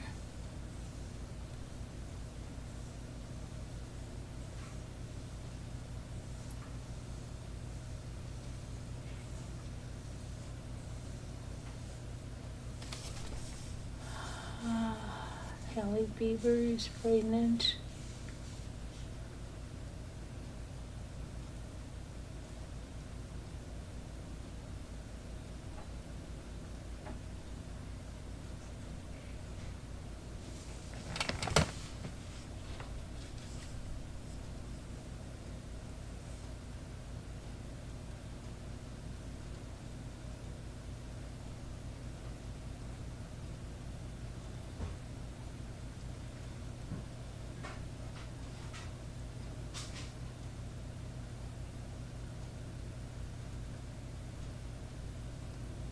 Okay, so I don't see too much going on out there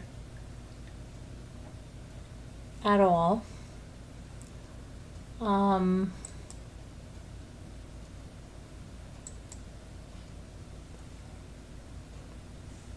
90-day fiance Michael walks off after. Are they still involved, Michael and Angela? Really? I thought they were done a long time ago. Michael and Angela from 90-Day Fiance. They're still together?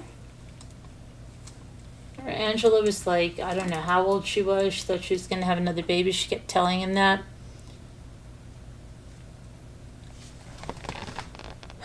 She shaves the ears off. She's let's see, he's 35. On the June 23rd episode of 90 Day Fiancé Happily Ever After, things between, is this like a rerun or what? I feel like this is ridiculous, but it says 2024. This just seems like that this was before this had been happening. Things with Michael and Angela came to a head as she involved hotel security in an argument over the suspicious group chat on his phone. Michael stormed off, leaving the hotel, and Angela, who had taken his phone, behind. Enough is enough, he repeated to himself after he left. In a confessional, Angela said she's really concerned about Michael because I've never seen him act like this. I think we need a break right now. You know, I didn't get married for a long time for a reason. Oh, they finally got married. And this is why. She believes Michael has tricked her in order to secure a visa. Oh, are you kidding, Angela? Like, you didn't know that, right, girl? Come on. Everybody told you that. Everybody told you that. She's like 20 years older than this guy. More than 20 years older. She's like 22 years older.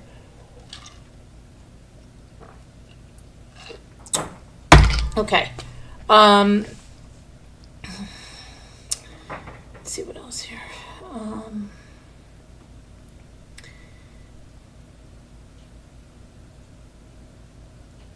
After the investment I put in this marriage, yeah, okay, just keep throwing good money after bad, right, Angela? Like a car.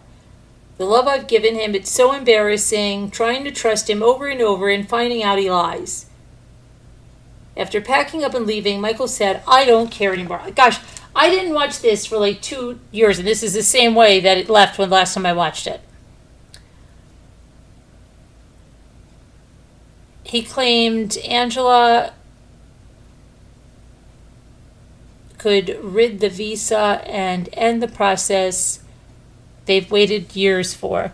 Enough is enough. Let her pull it. I don't care. Enough is enough, he said. I'm a person that I hardly get angry, but when I get angry, that's it. I know what she has done. All she thinks about is that I'm after the visa. No. In a confessional, he said that his wife always makes him feel like he's acting shady, and I'm getting tired of it. There's nothing I'm hiding there. Throughout the season, the couple have been fighting as Michael continues his efforts to secure a visa to come to the United States to be with his wife Angela, when Angela discovered that amongst the file of documents he included in his application were screenshots of a conversation about his infidelity. She broke down, leaving him to attend the visa interview alone after she called him an idiot. So when I open the portfolio, I see a text where me and Michael are fighting, and I'm talking about the cheating, and I'm looking at this.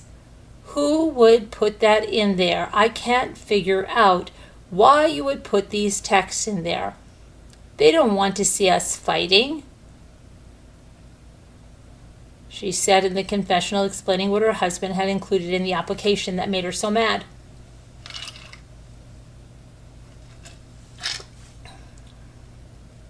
Michael's reasoning behind the screenshots was that as a means to document our communication to prove we are husband and wife. But a great one to pick out, buddy. Really good that you're cheating. That's a good one to pick out. You didn't have any other text messages? Because a real couple would probably fight about cheating. And the embassy don't care about that. Oh my gosh, Michael, you are crazy. They just want to see that we really are really a married couple. Oh my gosh.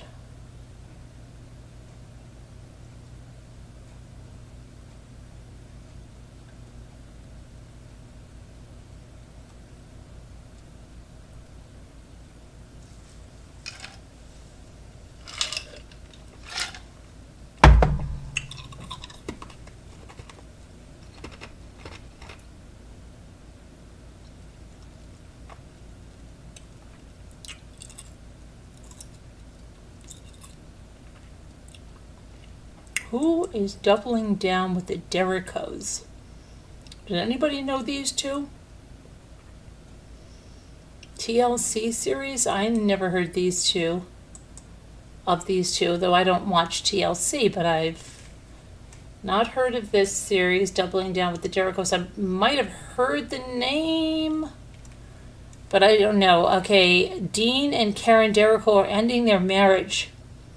The reality stars, they chronicle the challenges of parenting 14 children. 14 children, where do they come from? They're a blended family. What's going on there? It says the reality stars filed for divorce on June 4th, my birthday, and it became official. This is my birthday month. 2 days later, on June 6th, when a judge signed off on the split. I didn't wear my tiara and my sash all month. I'll have to do it next month. The pair are splitting legal and physical custody of their 13 minor children. How do they have 13 children? Dean and Karen got married in 2005, and they're parents to... What? Let me try to figure this out here. Derek, 13. 12-year-old twins, Dallas and Denver. 10-year-old quintuplets. Oh, come on. Hold on a minute. They got married in 2005. So they've been married 19 years. They waited 6 years to have Derek. Then they had 12-year-old twins. Then they had 10-year-old quintuplets. They waited 4 years, and they had 6-year-old twins, and then 4-year-old triplets.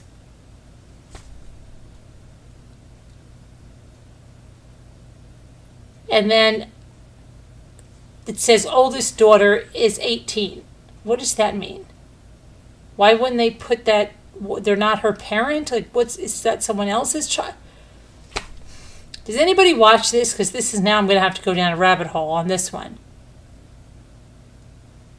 Dion will pay $1,166 in child support per month, and Karen will be responsible for paying the children's medical insurance.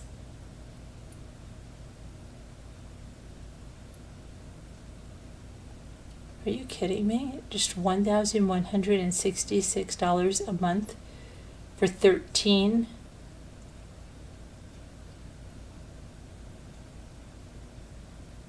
children? Karen also plans to keep the last name Jericho, as she didn't request her maiden name be restored, and the judge approved the settlement. What in the world?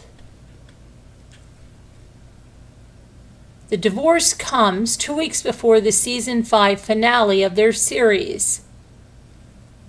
On this season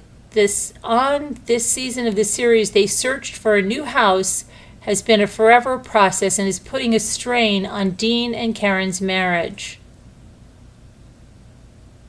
Are you kidding me? This is like so crazy. They go through all that and then...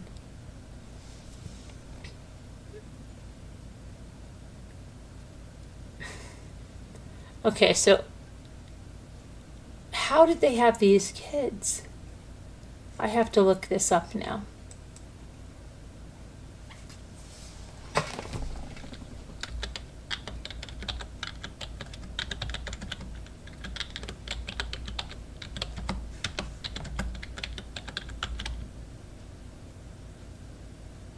Okay, it says in their birth order, Karen and Dion are parents to Darian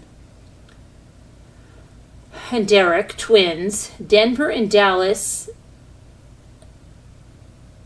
No, they're parents to Darian, Derek, twins. Denver and Dallas. Quintuplets, Danico, Deriz, Dione, Dacian, and Dalton. Twins, Diaz and Dior. triplets Dawson, De'Aaron, and Dyer, it says none of the Derico children were conceived through the assistance of fertility drugs or procedures. Does anybody believe that? Please put in the chat if you believe that. Please.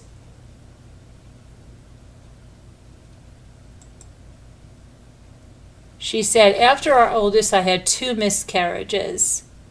And so once I became pregnant, the doctor started me on progesterone to sustain my pregnancy, but all of our children were naturally conceived, not 1 round of IVF. Okay, what about Clomid? You don't have to have IVF. Your kids can be naturally conceived. I think she's skirting around the issue, aren't you, babes?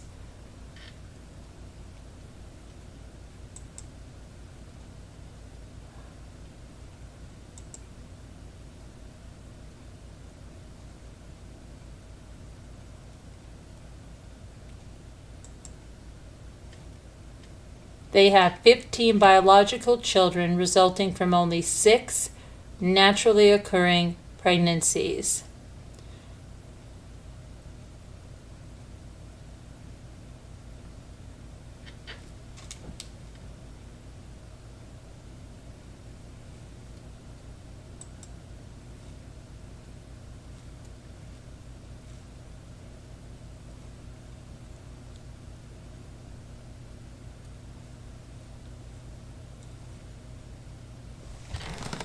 Are they a Fundy family?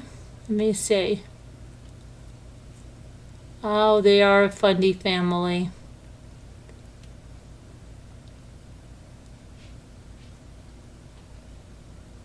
Oh dear. Oh dear, dear, dear.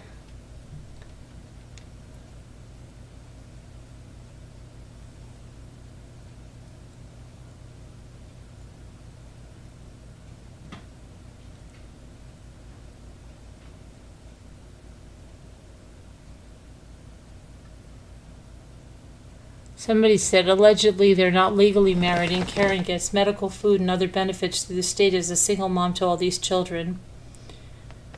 They homeschool all of their children and live in a relatively small home for their family size. They have plenty of money and own several properties. Derico was in legal trouble for fraud. They shined a light on a lot of his business dealings, which seemed shady at best. He was cleared, though. I've watched the show up until this season, but probably won't.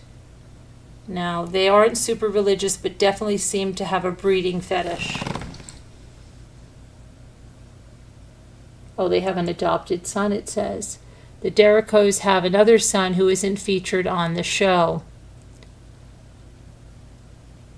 Said, although doubling down with the Dericos is TLC's newest larger-than-life TV series, the skeletons are already starting to fall out of the closet because while the show is about a family with a whopping 14 kids, it turns out that Dion and Karen Derico have an adopted son who isn't featured in it. The Dericos' oldest son, Duran Derico, was adopted long before they started having kids, and he is well in his 20s now. Unfortunately, he isn't part of the narrative being spun on the family's new show, though some fans have already started wondering about the family's past, which includes their oldest son. So where is he? They've yet to speak on the absence of their son. Okay. All right. Doodly doodly doodly doo.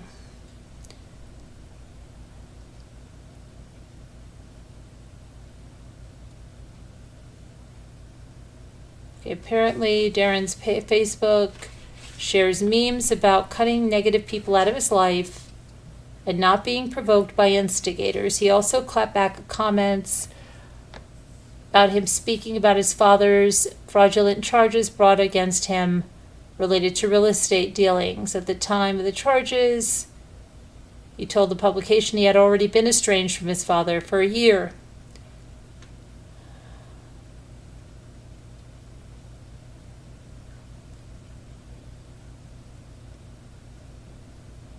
So what'd they get a divorce for, right?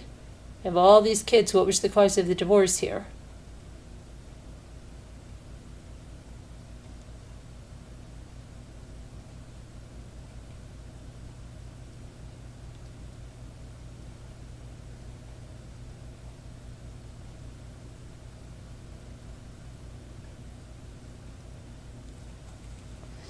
I don't know. Did any of you watch this? Does anybody watch this? Let's see. I've never seen it, says Emmy. Like those people who go, I don't use Ozempic. Yeah, Nan, right? It's gummies.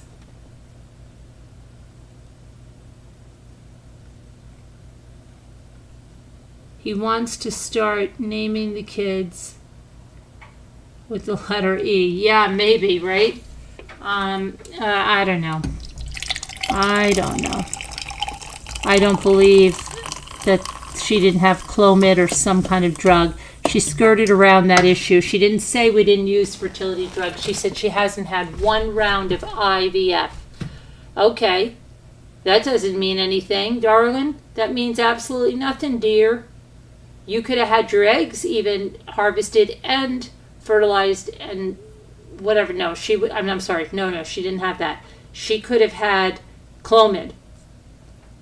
That would make her release a bunch of eggs that could have been fertilized. She's skirting around the issue.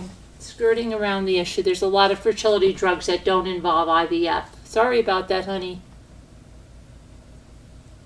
Cheeseburger money, honey. You're wrong. You're wrong, girl. Stop lying. Okay. Let's see what else is going on. Oh my goodness.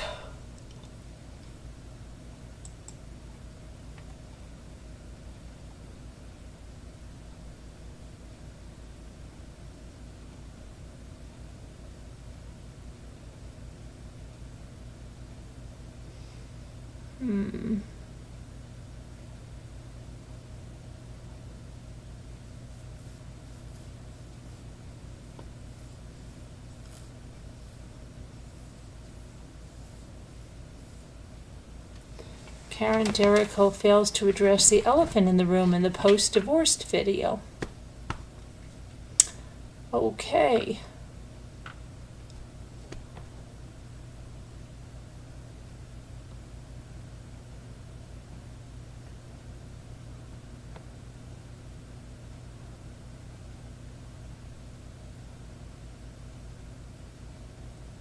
So weird, I look at this TV stuff and I don't even know 90% of any of the people here. Could the Derricos face a double whammy divorce and a show cancellation? Okay.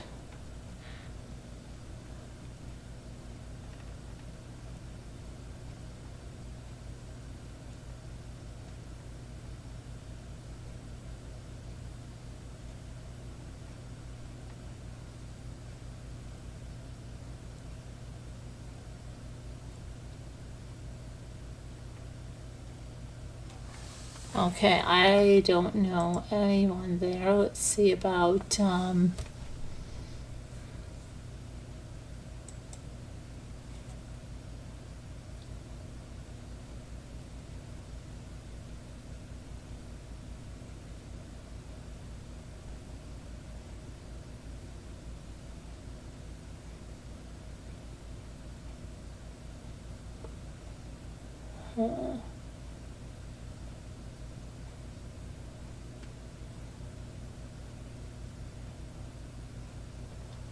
okay. What happened? Somebody's Panda Express. Oh, I don't want to read about that, their meal.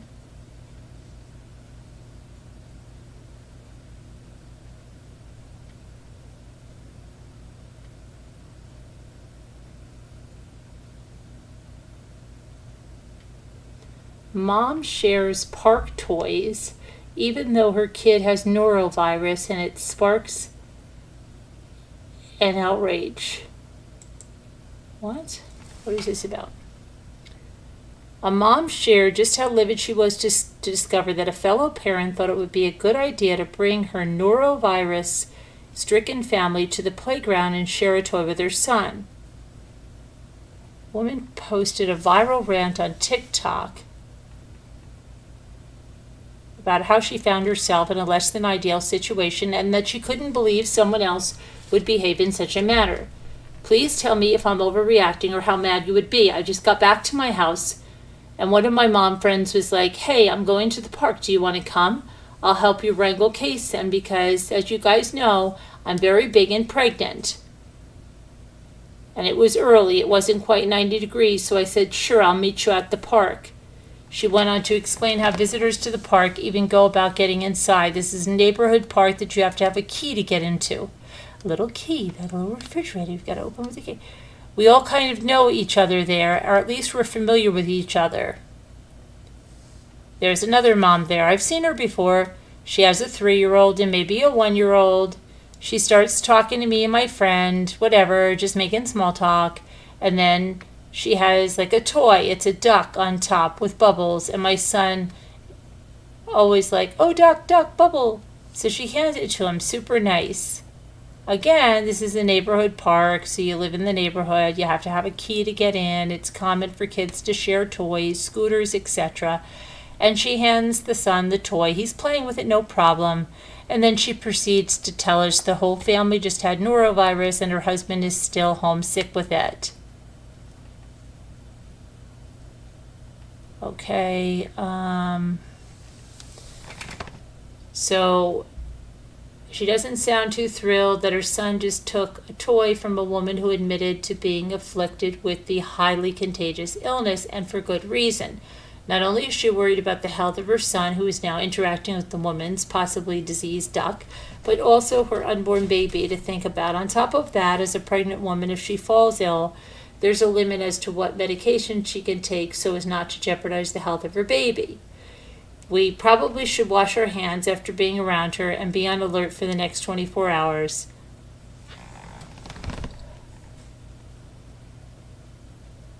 She said she understands folks almost always run the risk of getting sick whenever they head outside and subject their own children to the same risk on a daily basis, but she couldn't believe that the norovirus mom at the park didn't consider how other people feel about being put at risk at the exclusive community park. You're kidding me. You're effing kidding me. Like, I understand taking your child anywhere in a car, you know. Public is a Target, whatever, a library, there's a chance they're going to get sick. But how do you knowingly come basically sick with the stomach flu? Astounded by the lack of consideration on the other park moms. What's more is that our pregnancy thus far hasn't been without its fair share of issues to begin with. I got some grape juice, and if we get sick, I get sick in my 35th week of pregnancy with the stomach flu after already having food poisoning 3 times this pregnancy. Obviously, I'm way more worried about Kason getting it because we haven't dealt with that yet. I will lose my ever-loving mind.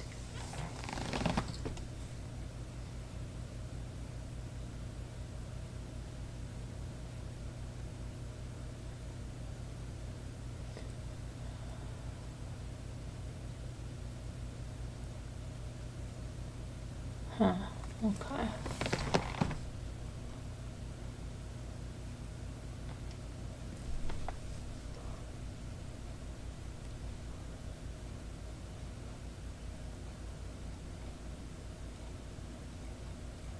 I don't know, you guys. What else? What else?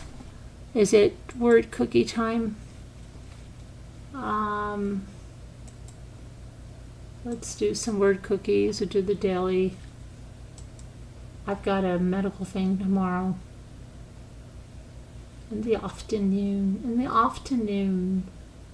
The afternoon.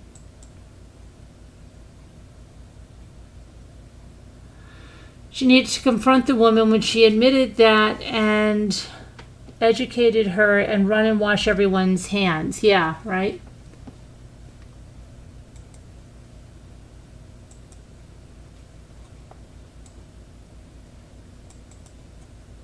Right.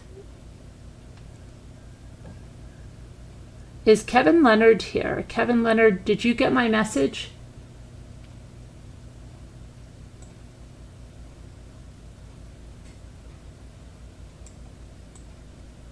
Didn't we have Arctic yesterday? I feel like we did this one yesterday.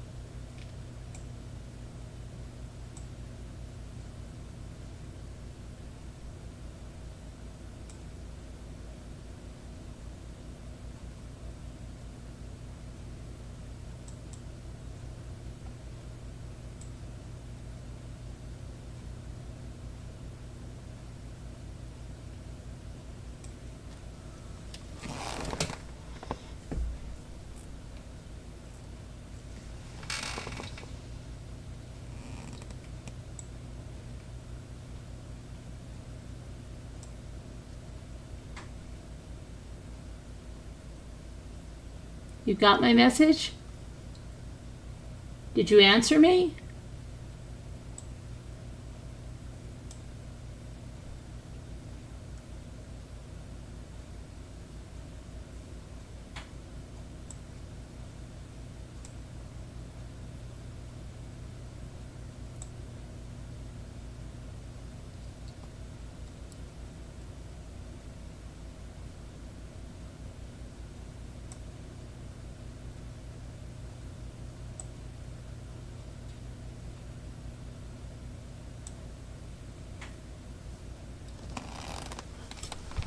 Hmm.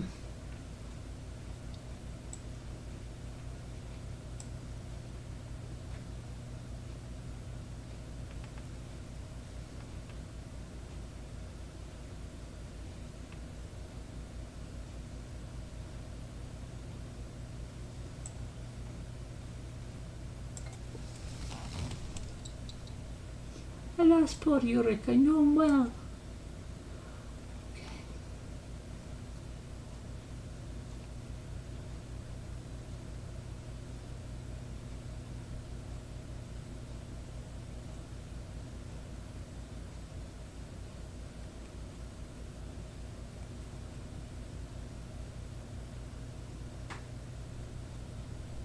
Hi, Emmy.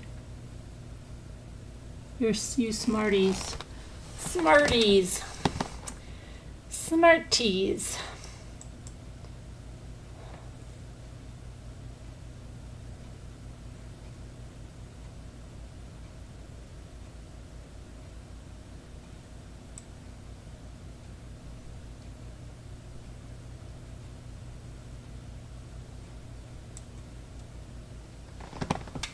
Okay, one more.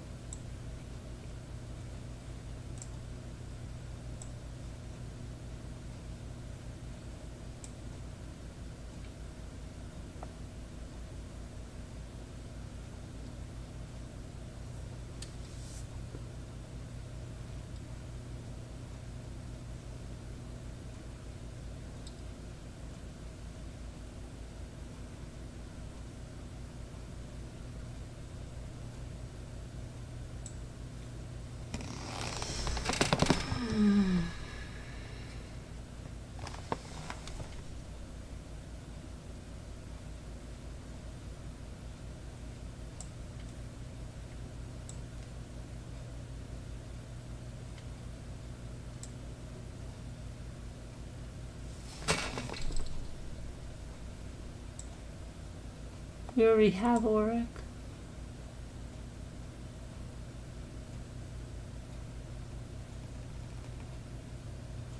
There's no L, O-L.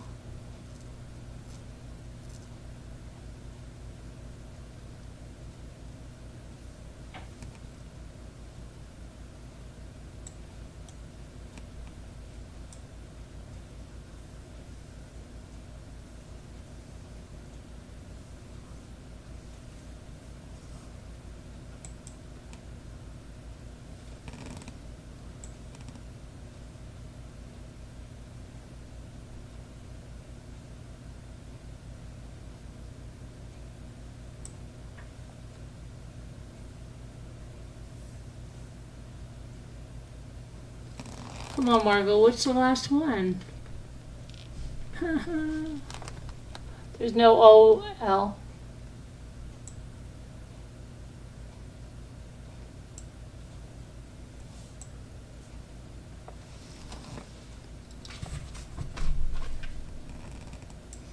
Come on. No, that's not there. Let me. Oh my gosh, oh my gosh.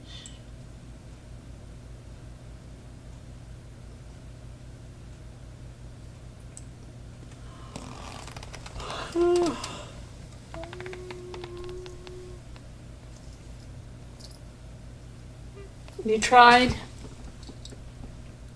Hold on. Yes, I think I did. Let me see what you got there. Yes, I tried that. It's a 5-letter word, L. There's no GL.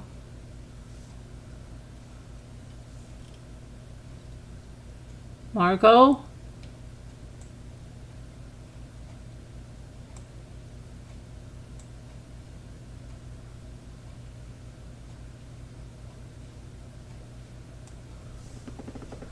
Margot, where are you?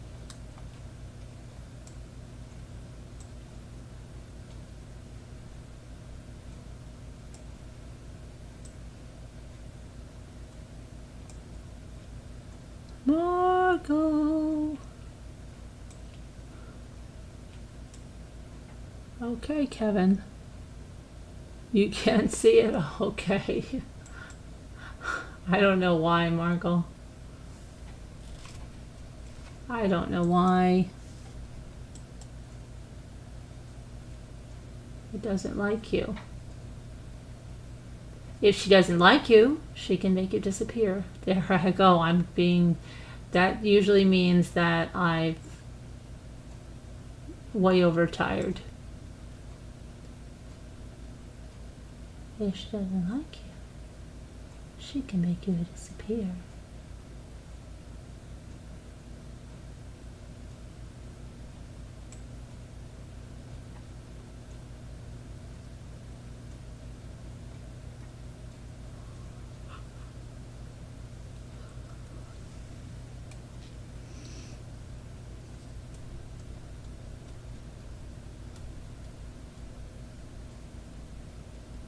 Matt, okay, I thought I did put that in there, but there we go, Emmy.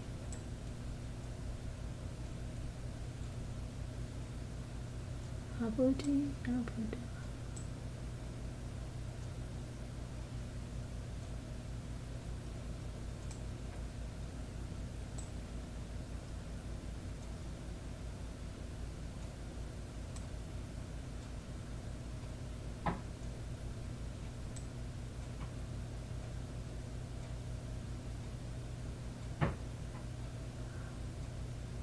We already have Adam. Yep. We just need 2 more.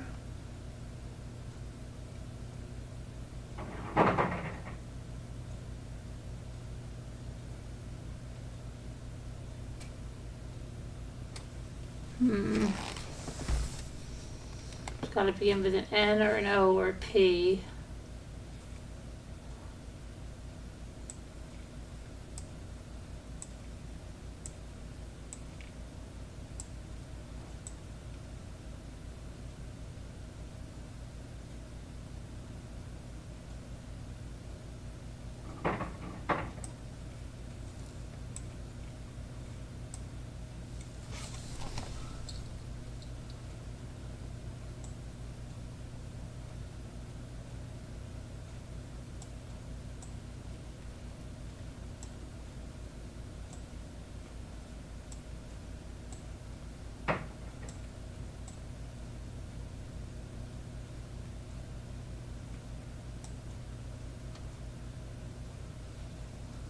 Poma. Oh. Nope. Pant. I thought I had. I do already have pant. It's already there.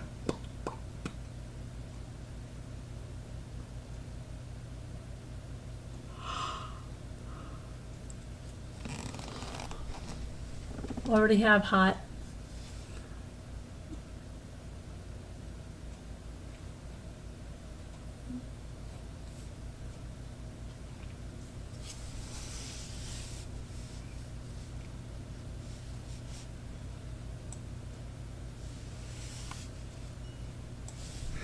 I got that one on my own. Okay.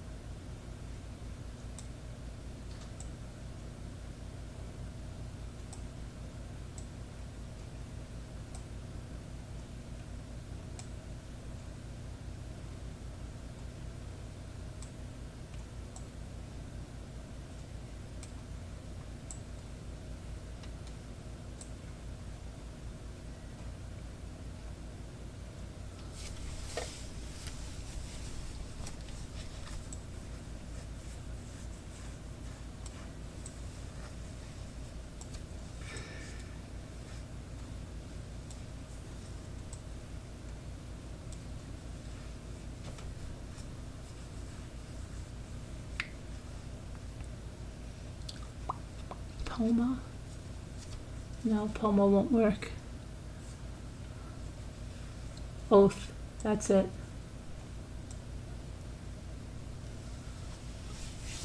Okay, we did it. We did it! Alright, what do we do now? I have to open up a new Zoom. Let me do that. Give me a Zoom review. Coming straight for you. Oh my goodness.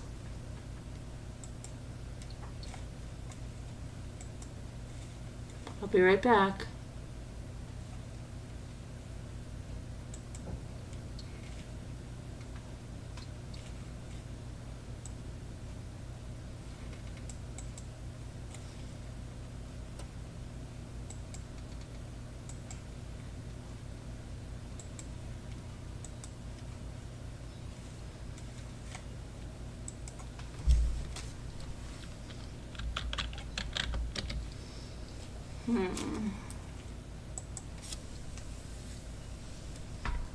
Oh my goodness.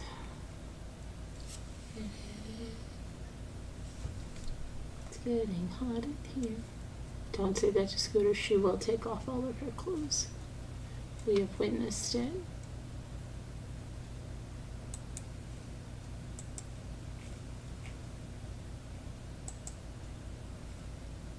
Okay, and now we wait.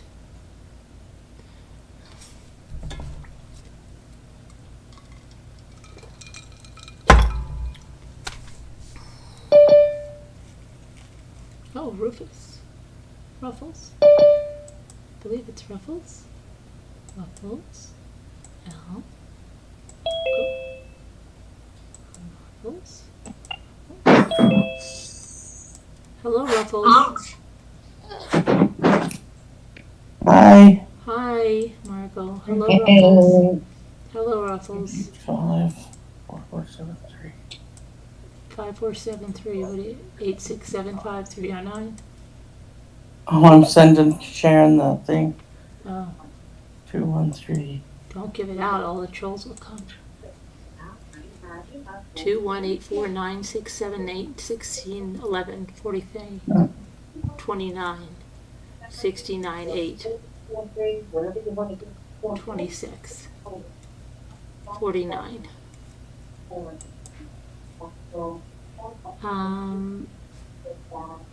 What does your shirt say, Carolyn? It says it's a throat punch kind of day. I love that shirt. I like that. Yeah. It's That's cute.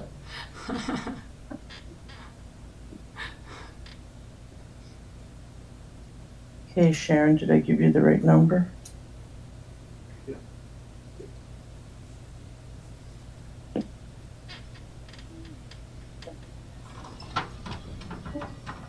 Oh wow.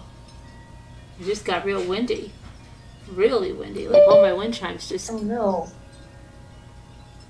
Can you hear my wind chimes? No.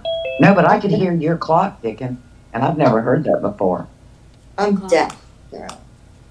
I can hear that clock though. I hope it rains. I could hear it, and I normally can't. Hmm. I was like, what is that ticking? Was it a cuckoo clock? Yep. Well, boy, that cuckoo was cuckooing. He was ticking Yeah. loud. Really This is loud. mostly cloudy. I thought it was going to rain tonight, and Can you make me a co-host, please? I was hoping. Oh, I liked your hair curlier like that. That looks good. Is that out of the water or no? Yeah, somewhat, but I did blow it a little bit, so it's not really as curly as it is, really. Oh. Yeah, I love the whole bob look on you. Yeah, it looks really good. You wear Yeah. a bob really well. It suits you. And it's still layered. Yeah, it is. Yeah. Mm-hmm.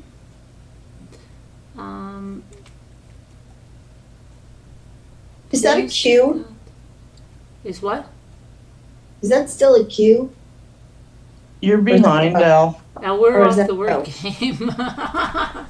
We stopped playing the word game a while ago. Yeah. Oh my goodness. Oh, that's funny. Yeah, you kept thinking there was some letter that wasn't there, and I kept going, oh, that's a good one. And I'm like, that letter's not there. Oh, that letter's not there. I kept doing that. Yeah. I know. Sorry. It's all right. Oh my gosh. Oh, and do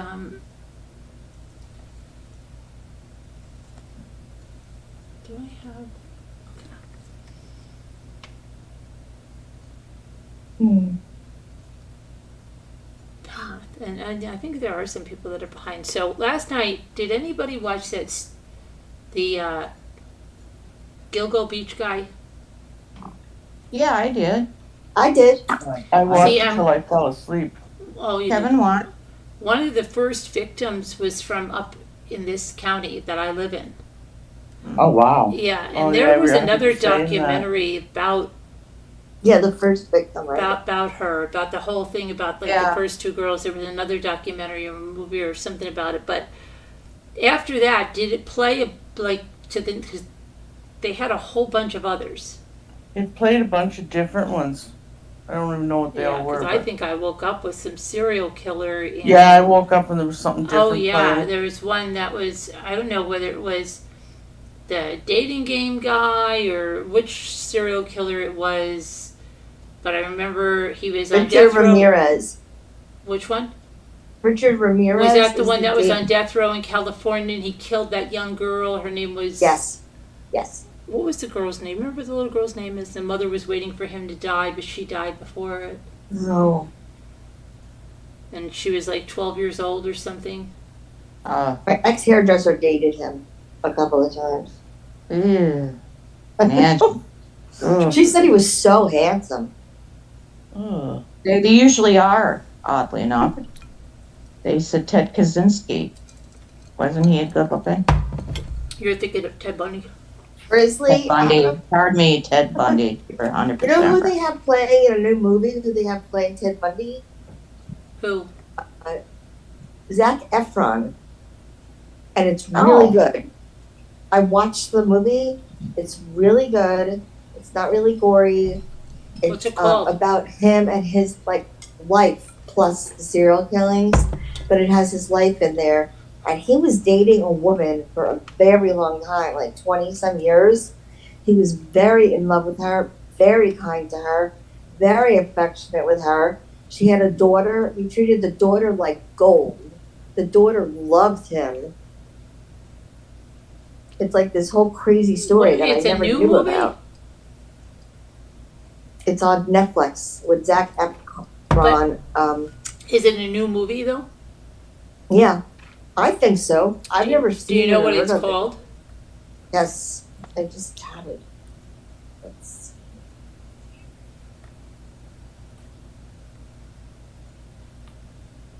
I couldn't get over the size of that guy, that Gilgo. Oh, man. Oh, He's man. very, very large, and he wanted very tiny victims. Exactly, but why? That's what I want to know. Because Why? it was easy for So him they couldn't to fight back? Well, it's overpower easier, them. yeah, but I think that I'm wondering if I'd like to see his mother or his grandmother to see, Uh-huh. just to see. It's called Is he acting out against them? Conversations with a Killer. The Ted Kevin Bundy doesn't case. think it's new. What? 2019. Oh, okay. I never heard of it before. I just got Netflix though. Huh. Pretty recently. There are some good movies, in Netflix. Yes, there are, right. There's good series too. And I'll tell you right now, Elle, I know you really like Grey's Anatomy. You can watch Yes. all of it. You can binge watch it one Right, after I the know. And they have I've watched some series on there. I've watched Yeah. some really great movies on there. Yeah. I have. I like Doc Martin. With Michael J. Fox? No, Doc Martin. Martin, Doc Martin. It's British. It's set in England. Oh, they have some great British shows. Oh yeah, Call the Midwife. I love that show. Did you like that? I really liked it too. Yeah, I liked it. I There's watched another it. season, I think, coming of it. Is there? I think so. I like mysteries. I was so sad when the one died. Well, she was moving on, but she died, and it was like, oh no. I really liked her. I mostly like mystery movies. I really liked that show, yeah.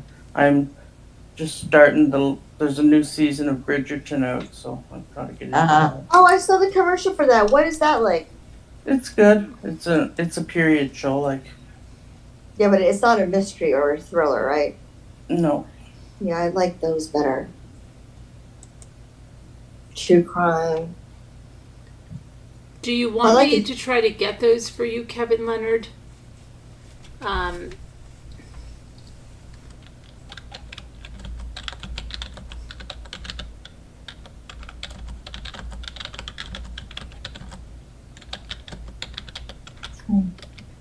Kevin! Where'd Kevin go? He's in the chat. Oh, there's still a chat. Oh, the chat's still going? Yes. Oh, hmm Oh, Hot mics. oh. Hot mics for everybody. Well, yeah, well, my recommendations stand. Those are good shows.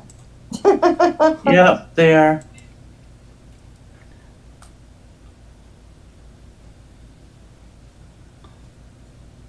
Hot I've watched a few shows on Netflix that were a little odd. mics. What? I watched a few shows on Netflix that were a little odd. Did you? I mean, like creatively, weirdy, crazy music. I didn't watch the whole thing. I don't like a movie. I can tell if I like a movie within the first 10 minutes.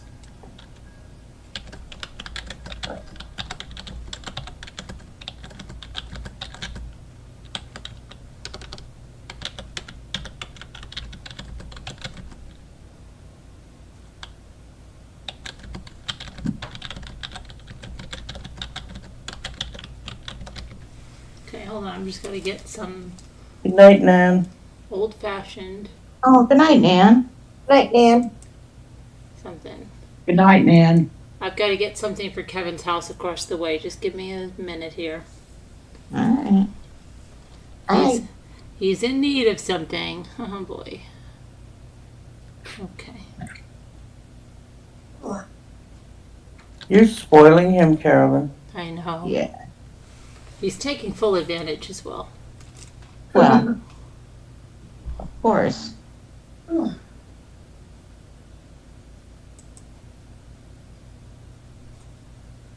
He's got all his air conditions working now, and everything's the key to the boathouse, and all of his stuff is taken care of. I didn't realize the air was fixed. Good. Yep. So he's all happy. Now it's cooled off, so he doesn't need it. Well, it's still a little hot over here. It's really humid here Yeah, today. it's still hot Yeah. here. It really is. Still hot. I mean, I got cooled off from going in the water, but the water was even warm, but it was, Has Kevin swam yet? Do you know? he came out to the dock when I was swimming. Luke and I swam by. But I don't know, you know how he is. He's like put his feet in and stuff, and maybe And that's it. tomorrow. You know? Well, he doesn't have to worry about sharks there. No. I mean, he said he was going to come in, but I don't know. He had some kind of a roast or something on in the house. He had to keep checking. Mm. Okay.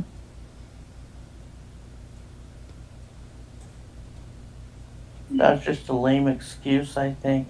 I think it is too. So, Yeah. Hey, next summer, we're gonna have to get him to make us some meatloaf. Uh-huh. Yeah, okay. I make good meatloaf too. We could have a meatloaf bake-off. I There you love meatloaf. I love meatloaf.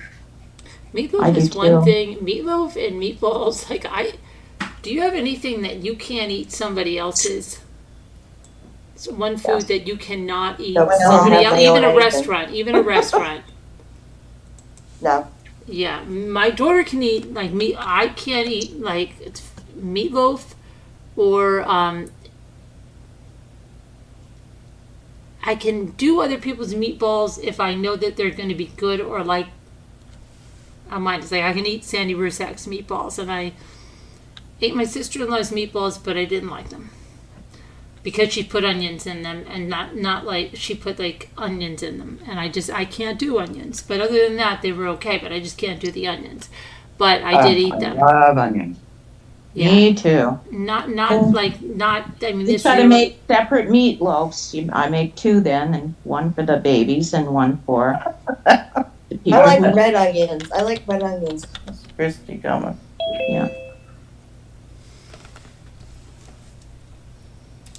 Okay, Kevin. Still at 2. Hello. So good. Mike and I are planning on coming up there in August. Since you'd asked me, Carolyn, I just said I'd fill you in. Right. Yeah. Okay. Kevin will still be here. I know. He's rented for the whole summer. Does he want to share? I don't know. I don't know what He said he would. I think so. Yeah, he said he would. Well, he did. You're right. Kevin always shares. Yeah. You don't have a choice. Kevin, nice boy. That's not what we tell him. I know. Yeah.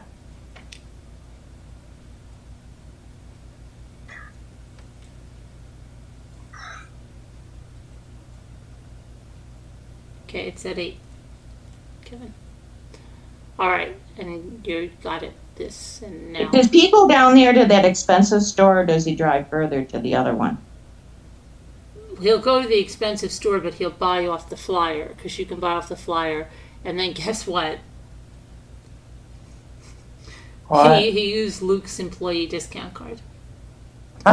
Oh, perfect. What supermarket is it, Carolyn? It's just a local one. It's like it's not any chain. Oh, that's Yeah. nice. Those are my favorite.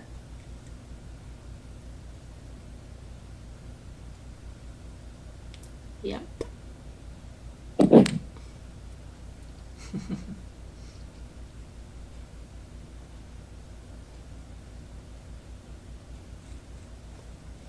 That was good. And yeah, other than that, he's gonna go into like this, like a big trip to go to the other store. Yeah. Yeah, even though it's, it's just 30 Yeah, minutes. he told me it wasn't worth the drive unless you really had to get stuff like setting up when you first get there type thing. Yeah, they did a big shopping on the way in. Yeah, I heard.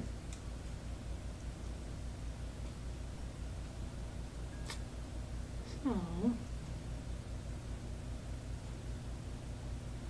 Should be fun. Did you ever ask him what he's paying? Yeah, I kind of know, yeah. It's a little pricey. Okay. It's a little pricey, but, he likes to be here for the summer, what can I say? Yeah. What are you gonna do? Hope I get my food at my Gonna quarter. come join him. That's what we're gonna do. You can't beat them, Join him. absolutely. All right. I'll have my food close to my door tomorrow. I'm gonna leave it somewhere lying around the apartment complex again. Your meals again? Did you ever make any of those other meals? No, Mm, they're in the freezer. Yeah. you put it in the freezer? Oh, they're in the freezer. Well, that's good then. Yeah, but isn't there like vegetables? Yeah. The vegetables are in the Alright. vegetable drawer. They look okay still. Oh, okay. I would just make it, you know? I gave a lot of it to Jeremy, Jeremy. did he like it? He didn't tell me. Oh. I didn't see it. Go get your coffee, Kevin. All right, let's take a look at some of the new shows on Netflix. Let's see what they are. Yeah, see if there's anything good. Oh yeah, let's find something for me to watch tonight. Netflix. New shows on Netflix. I watch so many shows. I could tell you a lot of good ones too. A lot Yeah, of I know a bunch too. real good movies. I was surprised. I thought made for Netflix, it's gonna be crappy, but it was good. They were great. Some of them. Yeah. The Breakfast Club, Burn After Reading. Why are these old things? You know, it's like you never hear of any new movies anymore, right? I don't know. I feel like I never hear of new movies. Yeah, they're not. A lot of them are released right to these services. Right to Netflix. But like Yeah. I'm looking now, and everything is like old. Yeah. No, you. Let me see. When I go on it, everything's not old. Land of the Lost, La La Land. No. I don't know. SWAT, Simon. National Security. Two can play that game. 30 for 30, Lance Armstrong. 30 for 30, The Good, the Bad, the Hungry. The Life and Trials of Oscar Pistorius. Oh, wait a minute. What? The name of that movie with Zac Efron is called Extremely Wicked, Shocking, Evil, and Vile. 2019. Right. That's what it's called. That's Is the it name of the movie? Yes. Yes. Extremely Wicked, Shocking, Evil, and Vile. Wow. Yeah. There's a recommendation to watch it. Nah, Yes. not. Oh no, it wasn't gory. I don't remember it being gory. I close my eyes if there's blood though, so I can't stand violence. Yeah. I haven't seen one thing here. I'm looking through this list. Let's see.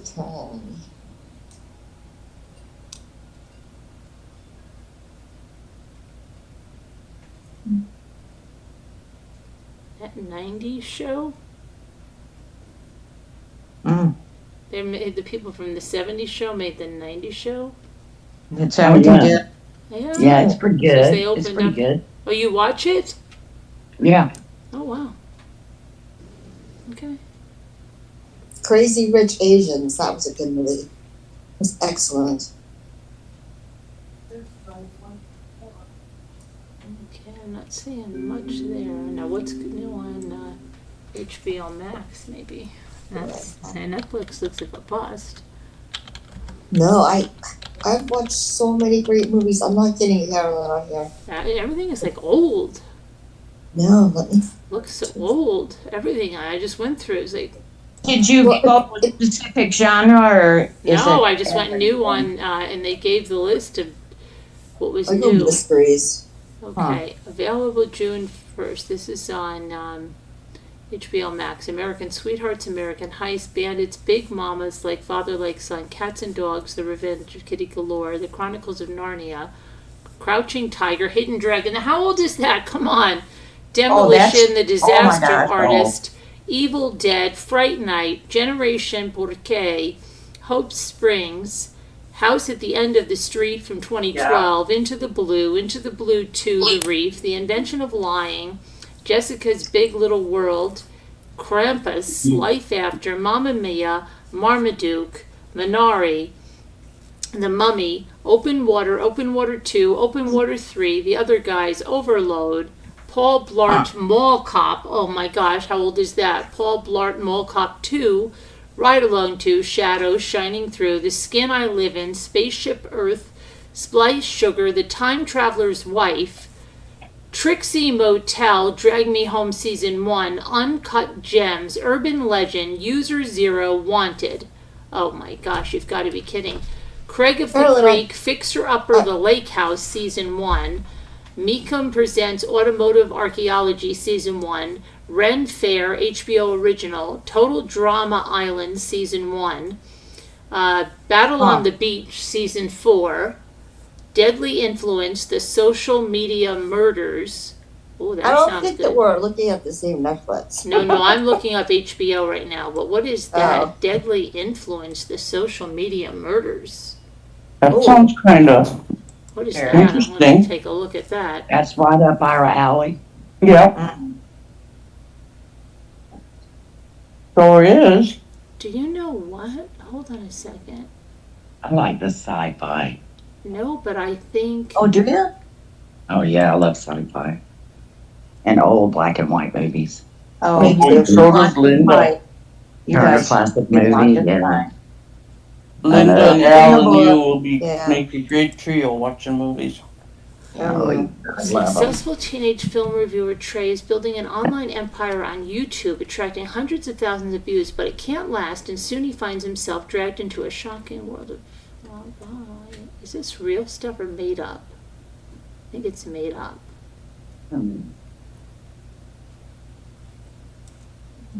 Okay. That sounded good, but doesn't really sound that good when you look at that. Okay. Mini Beat, Power Rockers, Deadliest Catch 20th Anniversary Special, backed by Brothers, Am I Okay? Phantasmus, Season 1, The Later Paranormal Caught on Camera, 6 Schizophrenic Brothers, Season 1. That sounds fun. Oh my Lord, Deadliest no. Catch, Season 20, Motel Rescue, Season 2, Hannah Einbinder, Everything Must Go, Max Original, American Monster, Season 12, House of the Dragon, Season 2, Bellator Fight Camp, Confidential Dublin, Farmhouse Fixer, Camp Revamp, Season 1, Here to Climb, HBO Original, How It Really Happened, Season 8, Crimes Gone Viral, Season 5, Slave Play, Not a Movie, a Play, Taylor Swift versus Scooter Braun, Bad Blood.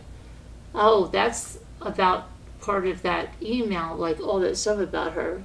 Taylor Swift versus Scooter Braun. Stevie Van Zandt, Disciple. Available June 23rd. Getting Lost with Erin French and Magnolia Table with June Joanna 23rd. Gaines. Oh yeah. Okay, so that's ridiculous. Now let me see, what is this? Taylor Swift. Is this a documentary about? Oh Lord. You don't like Taylor Swift? No. Not at all. I think she's really overblown. Well, they say it explores both sides of the headline-making feud. It's been nearly 5 years since Scooter Braun's Ithaca Holdings got the master recordings to Taylor Swift's first 6 studio albums through an acquisition of Scott Borchetta's Big Machine label group. Now the feud is getting deep dive docuseries treatment in Taylor Swift versus Scooter Braun, Bad Blood, the 2-part series airing in the U.S. on Max will give an episode to each side. The $300 million feud between Taylor and Scooter made headlines. Dun, dun, dun, dun, dun. But I don't see anything else. Oh, there's like nothing. Let's see about Hulu. Yeah, there's some good ones on Hulu too.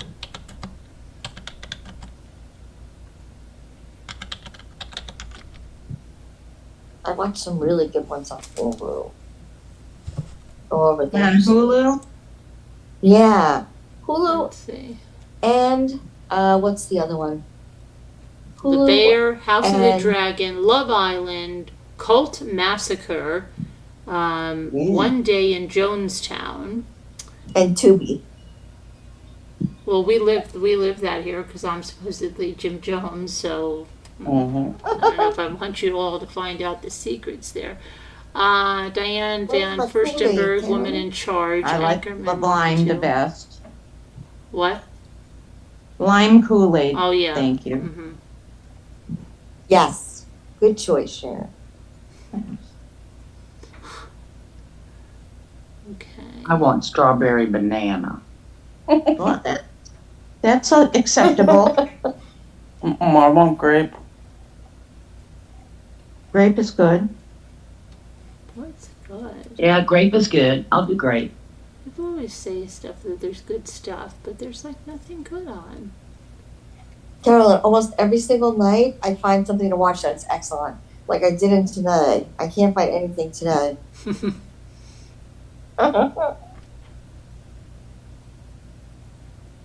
They still have that interview with the serial killer on. On which one?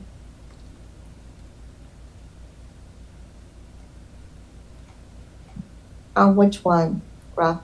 Several of them, but one of them is Iceman. Yeah, we watched one last night. Yeah, that's on Netflix, right? I thought it was on Hulu.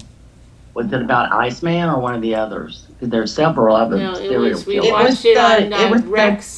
Serial Purman, murder on Long Island. And Oh, then yeah. and then it kept going into another one and another one and another one. They have I a know, lot of because you documentaries. Yeah, fell my- asleep, My and we were my like, Zoom screen gets really far behind whenever you. Didn't we stream watch Zoom. Nine Perfect Or Strangers? Netflix. Didn't we watch that one time? what What was it? it? Nine Perfect Strangers. Oh, Not that I know of. let's Wasn't- watch it. That's when they all went off in the woods. Remember that? Nope. No. And then there was another one we were supposed to watch the sequel to, and we never did. It's something about, I don't even remember it anymore. It's crazy.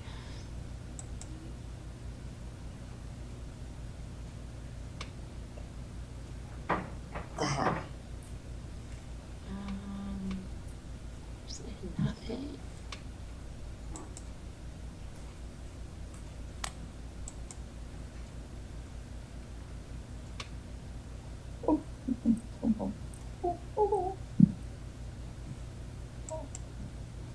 Has that trial started yet with the girl from TikTok that killed her boyfriend?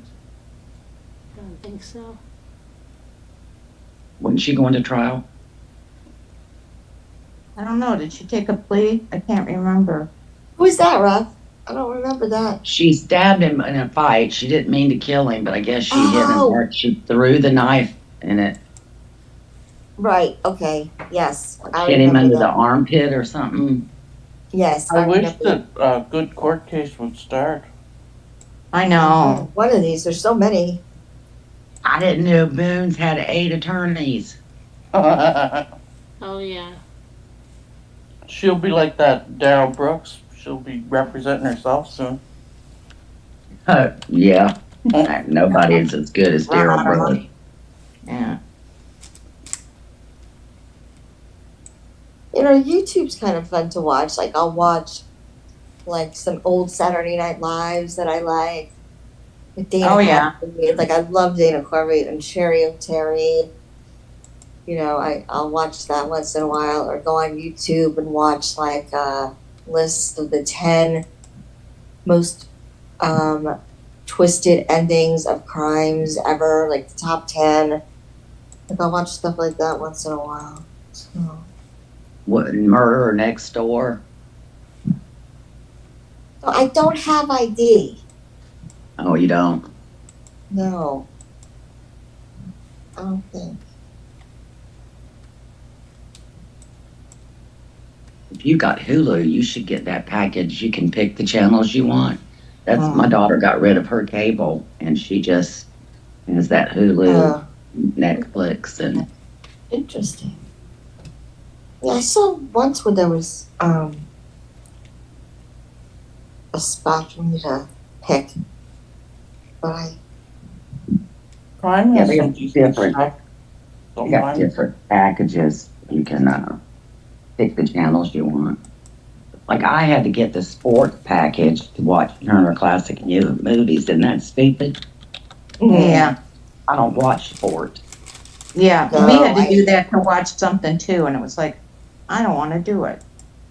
And then my husband and I love Mayberry, and I had to get something that I didn't like just to watch that.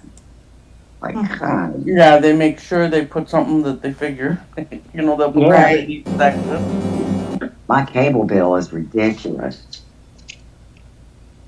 I don't have a. I guess I do pay for these channels, right? Well, the only one They're you not don't, giving it to you every time you Yeah, say they there pay are. Netflix, you don't pay for Tubu or Tubi. and Pluto. There's a whole bunch. There's Freevee and that are free. L. Oh, really?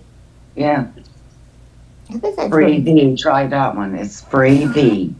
I think I've heard. I Freevee. think I have it. You know what? Yeah. And then Pluto. That's another free one. What'd you find, Carolyn? Nothing. Yeah. Netflix has a lot of documentaries on serial killers. Like you name a serial killer, they have a documentary on it or a movie.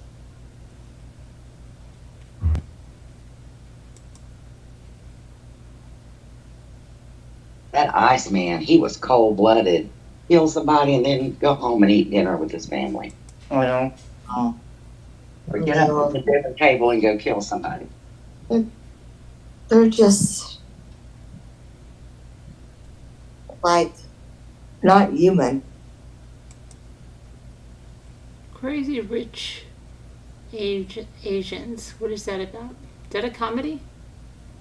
It's a romantic comedy. It's about this Asian woman who falls in love with this really wealthy Asian man.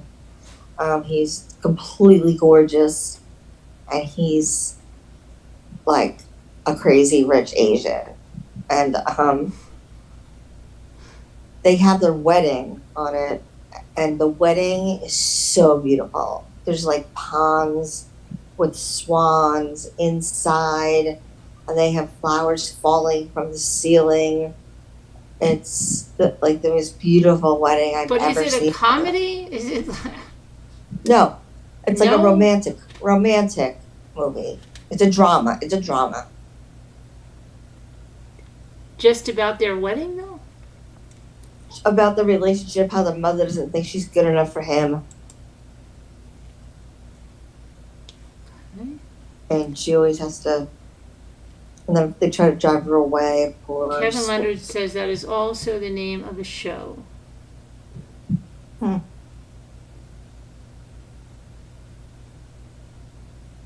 All right. Well, we're gonna. Let me end this thing, and we're gonna try to find something. It's 1:40. All right, everybody out there. Love you guys. God bless. Prayers and the OnlyFans. Night, everybody. good night. I'll see you. Good night. Bye. Tomorrow. Love Be good. y'all. Love you. Night, Bye. everybody. Sweet dreams. Bye.